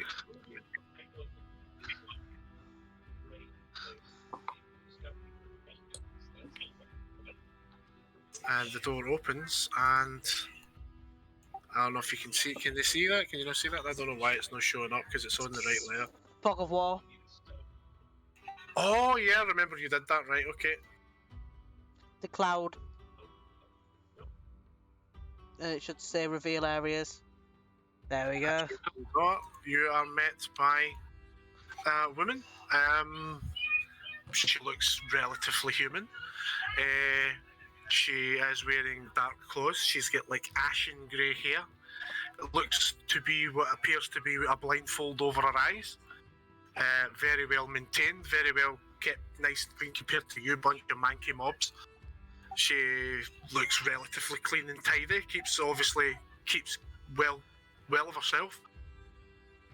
She answered the door. She went, "I've been expecting you." Before anyone says anything else, Moxie's going to very bluntly and rudely say, "How the fuck do you see anything?"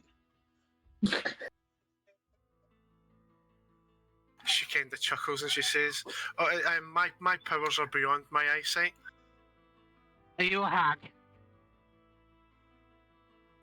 She chuckles No, again. I'm She going goes, to sort of stage whisper to Zerk and say, "No, if she was a hag, there'd be 3 of them."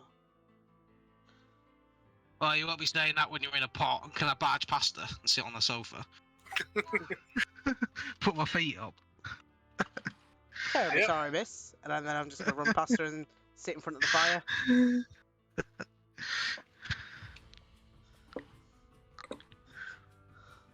Alright, we'll go into the house, and as they go to greet the woman, people are cast prestidigitation on themselves to clean themselves up.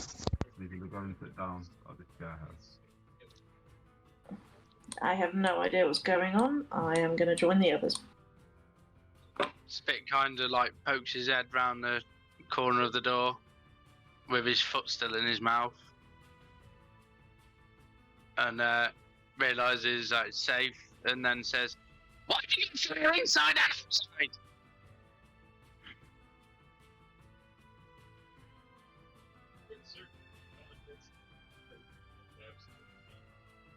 That wasn't a rhetorical question. 2 seconds. Give me 2 wee seconds. Anyway, the two other hags could be out. Right. Okay, what was it Spitz said again? Why have you got a fire inside and outside? She kind of chuckles at you a little bit. She goes, an inquisitive little goblin. But the fire here and the outside is special. The one inside just keeps me warm, but the one outside is very special. Does she have anything in her cupboards? I'm just going to start rifling through them. Yeah, just regular run-of-the-mill stuff, I suppose. She doesn't seem to mind that you're doing it. I'm going to find someone something to eat. to find something edible and get as much things edible as possible. Just plonk them down in front of Zert and just sit and start munching. Shove them all into my gob. This fighting is hungry work. I think we'll just take Frostbrand out again, see if any fires go out. Yep, no, the seems fine. It seems to be still well lit. I'm just going to look at it. He knows that's then magical fire. As Vic walks in, Mox is going to usher him over and gesture into all the food. Look! Food!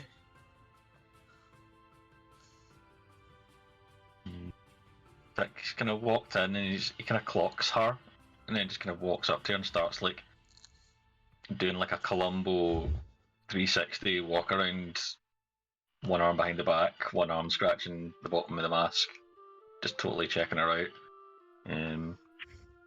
Yeah, can I see if I can get any kind of, I don't know, like a, I don't want to say insight, but like I kind of want to try and get a feel for what she is. Yeah, you're welcome to try.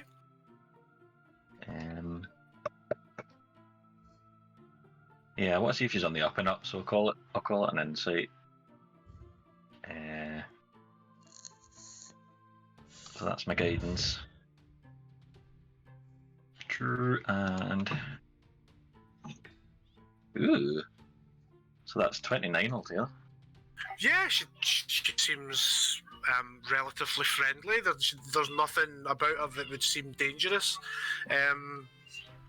She's very soft-spoken. She seems quite kind and nice. There's nothing about her that would make you fear her in any way. She doesn't seem like she's lying or if she's trying to deceive you. By the way, Once he gets that, he kind of loosens up and his eyes brighten, and then he druid crafts like a bouquet of mushrooms and flowers and holds it up to her. Yeah, she kind of kneels down more to your level, like the way you would kind of would with a kid, and she's like, oh, "Thank you very much. I'll plant these in my garden with the rest of my flowers." Can I shake my head and then say to myself, children would be ugly. They'd need to be put down. Don't think he's her type, to be honest. I'll go over and partake in some food. Yeah, I've got a right collection here. I just dragged everything out from the cupboards and just put it on this rug. Yeah, she's quite welcoming to you to do that. She actually says that help yourselves, make yourselves at home. Yous are very safe here. As soon as she says those words, though, I'm just going to put down the piece of food that I was holding and then just stare at her.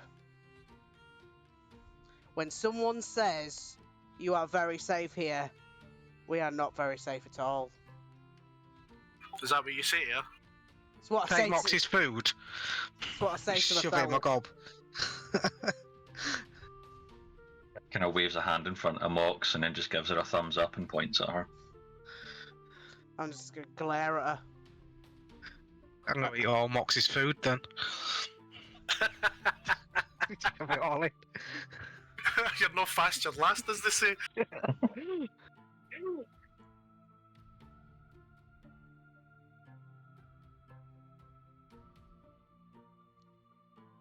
Yeah, so she's well, you're all kind of milling about. She says, I'm guessing you have travelled far. Have you come across much dangers? But I promise you, you're very, very safe here. No harm will come to you as long as you stay here. Well, we Right, can't stay we're here off. forever. I'm gonna wait by the door and glare at her. She kind of chuckles and laughs. She says, "No, you're quite all right here. This is a relatively safe place. I keep watch over the fire outside. I'm what you may have known or heard being referred to as a firekeeper. I did once have a name, but that was long ago, and I now no longer use my name. I just keep watch of the fire. Your name is Nana. My name is Nana. Nana. That's what the birdcage zombie thing said. Did you make the birdcage zombie thing? Yeah, that was just weird. She kind of tilts her head and looks at you and goes, I have no idea what you're referring to. Nana? I've been called many things. There's many people have travelled to me and seen me, and I've been called many things. But yeah, possibly Nana, if that's what you'd like. Maybe that was the name of the giant crab. Do you think it was the crab? Nana the crab. Well, we just killed the crab. That's the fucking... Fuck's sake. We needed Nana. It's suddenly dawned on me that we left that crab outside and it was perfectly good, fine food. We'll go get it then. Let's go get it. Let's go drag it out, Spit. Yeah, I'm off. Vic's going to tug on her robe and hold up his hand and use prestidigitation and create a little image of the weird zombie cage thing and see if she recognises it. She kind of looks and goes, I don't reckon. I've been on this island for a very, very long time. That doesn't look familiar to me. Well, it knew you. I'm gonna I fucking say to her, glare at her a bit more. I say to her that on our way here in the south, we came across another campfire surrounded by some ruins, and that there was a cave. And in the cave, the undead were reciting a riddle about Nana is protecting the fire. So if you're the firekeeper, we presume that you are Nana, unless there are other firekeepers. She kind of lets out a chuckle. She goes, yes, well, I guess I am Nana. I am the watcher of this particular fire here. There are many of my sisters that also protect fires like this. This is my particular one. When I leave, if I ever leave this island, my flame will go out and will not reignite. As long as I stay here, the fire will stay lit and you will be safe from all harm outside of this little island. You are quite safe here. This would be like a little safe haven. You could do a short rest here or whatever, and you would have no danger whatsoever. I am definitely taking a short rest. When she mentioned about sisters, I'm gonna sort of turn to where I last saw Zerk and go, wait, she's a... Oh, he's gone.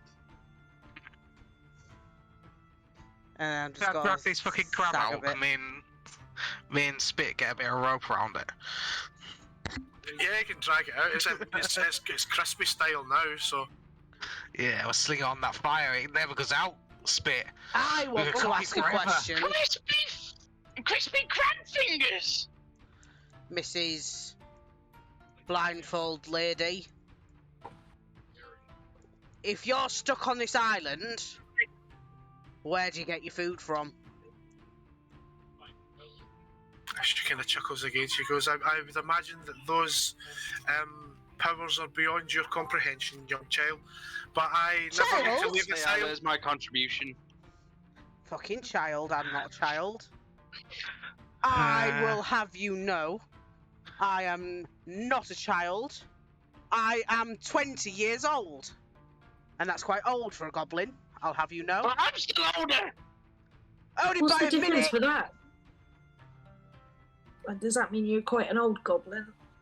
Well, yeah, we'll barely make it past 10, to be honest. Better make it past 10 months.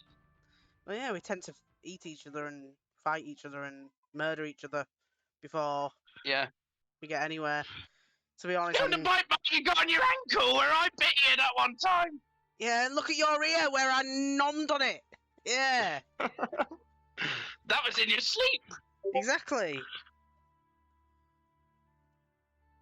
Right, so what are we doing with this fire then? Because this is obviously not the fire that's having problems.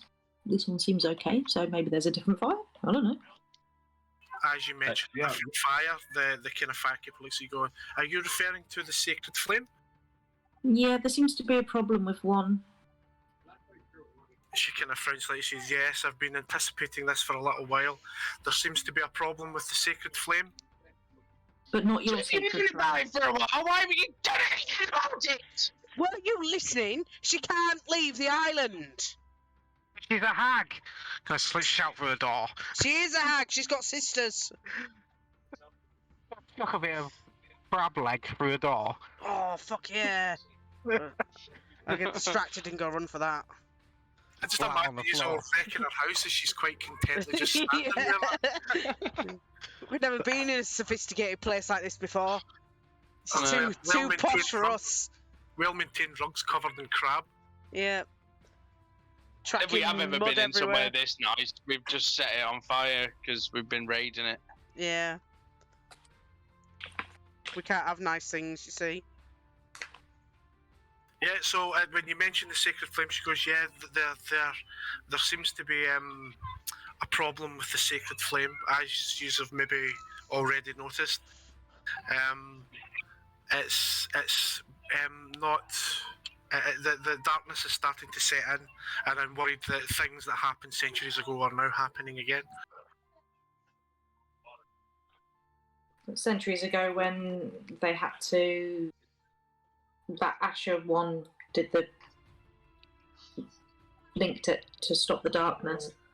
She nods her head. She says, yes, there's tales told of one that was referred to as the Ashen One, who is supposedly rose from a great fire and came to defeat what was known then as the Soul of Cinder, to relink the sacred flame to the world to stop the eternal darkness. Mhm. And he succeeded in his task, but became overwhelmed with the urge to protect the flame at all costs, to stop anything like this happening again, but was inflicted with an affliction called the Hollow, which basically made him slowly lose his mind and basically become a husk of his former self, quite literally became hollow, lost all comprehension of who he was, and with his obsession to the flame we fear he may have corrupted the sacred flame, and now darkness is descending on the land again.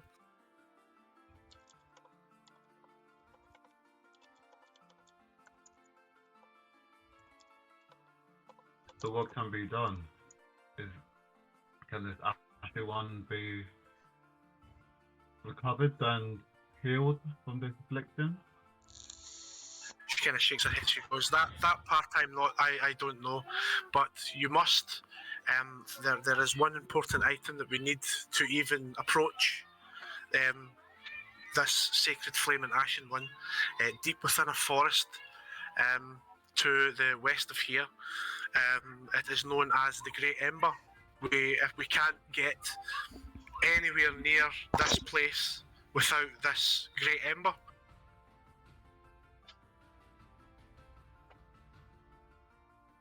Grab anyone.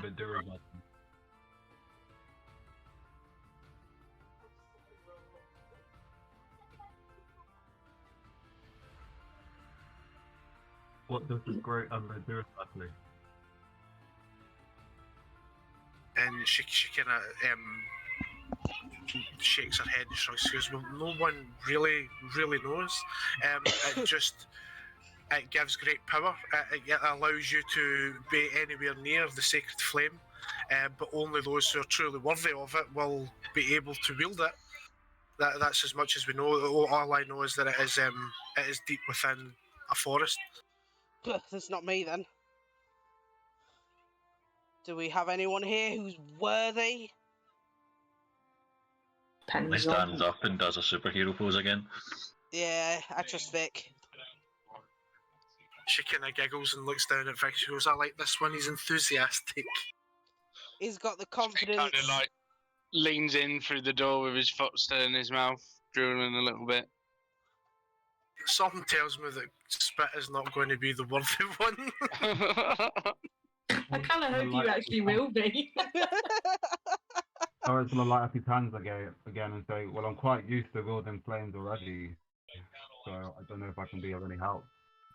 You're too stuck up your own ass. You're not worthy. I guess it'll be me then. It'd be so cool if like each one of our characters like was an embodiment of like the 7 deadly sins. I'm definitely sloth. Gluttony. I'm gonna be pride. Right. Oryx No, you're not loves because he gluttony, loves you're himself too jealous. much. How does Oryx Pink's love wrath. himself? You fire. He loves himself too much. He doesn't. He doesn't love anyone. He loves Rocks can be gluttony.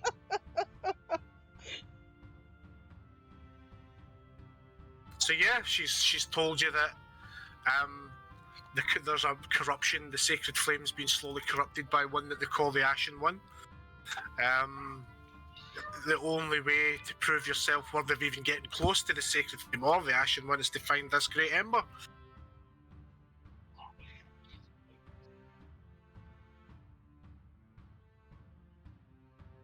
Guess that's what we'll have to do then.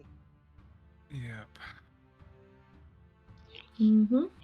What's the point in this fire that you're looking after then? Have you just not been listening at all? Nope. Well, just shut up To then. be fair, I haven't been listening either. You two go deal with your crab. Fuck off. Yeah, I just throw a crab leg back at you. No, I was eating that. You were done with it. It was just the end bit. Oh. So me and Zerg start like fighting over it like a pair of dogs. No, So I'm is gonna. this forest close then, or what? She kind of nods her head. She says, "Yes, just beyond this swamp lies a deep, dark forest, and it's found within the forest this ember."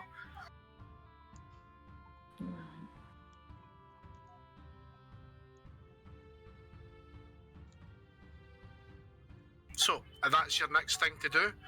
But while you are here, you can have short rest, long rest, whatever. This is quite a safe place. You don't need to keep guard or nothing because this is a special flame. It keeps the island intact and safe, and you are free to just chill out here. And I think that way, Hank, not feeling too great and stuff, I'm going to leave it here this week and finish the rest of it off next week if that's okay. Yeah, Yes, that's a appreciate good that. plan. Nice. Yeah, if everybody else is happy. I don't mind. Yes. I don't know. We might have to put that down to a vote. It was more because I don't want Hank to miss a lot. He's no well, and I'm not really wanting him to do half of it and miss the second half. You know what I mean? Or miss too Yeah. much. Oh, And it is about 10:30, 11 o'clock at night anyway, and that's normally the time we would stop. Yeah, I was about to say if we're moving on, I need to drop out. I'm No, struggling. now. this seemed like a really good point to stop. Cheers. Yeah, I'm more than happy to continue next week. Yeah, if you are all fine with long that, as- if Fern and James are fine with that, if they don't mind me doing the rest of it next week and gives them a chance to chill for an extra week. Yeah. Awesome.